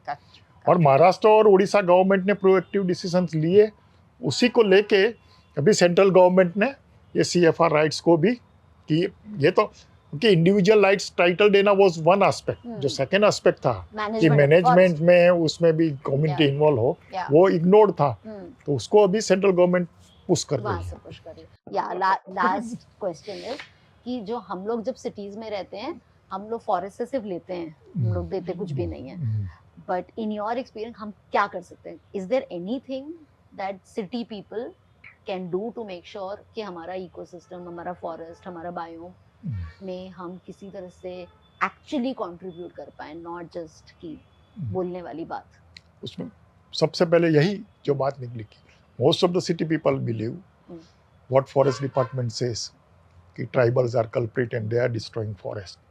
ये माइंडसेट उसमें वो चेंज करो, रियलाइज कि people are they are the main true, these are the people who can really protect and regenerate the forest. You involve them. Forest घूमने के लिए बहुत लोग जाते हैं. Spend some time talking with the people who are living there. वो कैसे जीते हैं, क्या करते हैं, उनसे थोड़ी बातें कीजिए। सिर्फ फॉल वगैरह देख के वापस आ जाते हो, ट्राई टू अंडरस्टैंड दैम, उनके सवाल क्या है, तो उसमें से बहुत सारा पता चलेगा। Then you even and most of the people are genuinely committed कि एनवायरनमेंट सुधरना चाहिए, ट्री कवर बढ़ना चाहिए। तो ये धीरे धीरे समझ में आ जाएगा, तो more people would support this type of things. तो वो जितना सपोर्ट आएगा तो ओवरऑल पॉलिसीज भी चेंज होगी, ये भी सारा होगा, ये सारा हो सकता है। Anything from you ma'am, any point? बस यही है यंगस्टर्स के लिए, सिटी वाले नहीं, ये ही ज्यादा तो एक नजरिया बदलने की जरूरत है। और जाइए, हेल्प कीजिए, मेन वही है। जाइए, सिर्फ वो प्लांटेशन ड्राइव के लिए नहीं, समझिए वहाँ क्या है, प्लांटेशन भी कीजिए, that is also helpful, but do other things also. Simple है, जब हम जाते हैं घूमने के लिए तो हमें ये करना है कि नेचुरल एनवायरनमेंट को अप्रिशिएट करने के साथ साथ में वहाँ के लोगों में थोड़ा सा इंटरेस्ट लेना है, क्योंकि वो लोग हैं जो उस चीज़ को मेंटेन रखते हैं। और अगर हमको वो आज सुंदर लग रहा है पीसफुल लग रहा है, तो it's definitely the contribution of the people. Same as what Harsh Purohit said, the sustainability is nothing else but ensuring कि लोग सस्टेनेबल हों. अर्थ तो सस्टेन कर जाएगी, earth is way more powerful than any of us, लेकिन लोग ही हैं जो उसको डिस्ट्रॉय करते हैं और लोग ही हैं जो उसको नर्चर करते हैं. So people have to be taken care of. So with this podcast, do listen to Harsh Purohit, who is a business communication expert, works with large organization on their sustainability communication. But unki overall understanding of just the word sustainability is so evolved and so practical that he talks about कि earth की sustainability के लिए लोग important हैं, लोगों की sustainability के लिए businesses, economy, structures and processes important हैं. For all of us who are on the business side, we have to make sure that the economy functions and our people are happy. For everybody on the government side, we have to understand that collective experiences and collective mitigations, collective efforts can make miracles happen. That's a learning, collective learning from Trupti Mehta, Amrish Mehta and Harsh Purohit. With that, also listen to Akshay Kaul. Again, a landscape and sustainability expert based out of Delhi. He has done phenomenal work अपने आप से. जो professionally कोई करता है वो तो है ही है. But he understands that survival and sustenance of a city, a village, एक गांव, एक कस्बा, एक शहर सस्टेन करने के लिए बेसिक्स, उसकी हवा, पानी, लोग, ट्रैफिक इतना इंटीग्रल है, और उसमें से कोई भी चीज जब बैलेंस आउट होती है तो वो इतना ट्रिकलिंग इफेक्ट होता है कि वो डुबो के ही छोड़ता है. फ्लड्स पे बहुत काम किया उन्होंने, कश्मीर के फ्लड्स पे बहुत काम किया है, और उनके पास इतनी नॉलेज है कि वो कहते हैं कि प्लीज किसी तरह से गवर्नमेंट हमारे एक्सपीरियंस को यूज कर ले. सो उनसे सीखिए, हर्ष पुरोहित जी से सीखिए, और तृप्ति मेहता और अमरीश मेहता जी से तो इंस्पायर हो सकते हैं. I hope you liked it. Please share these podcast with every young person that you know. So I hope we're able to inspire and add value to your lives. Keep flirting with the fish, keep sharing, write us in comments of what else you would like to hear and talk to our guest. We'll be happy to make it happen. Thank you.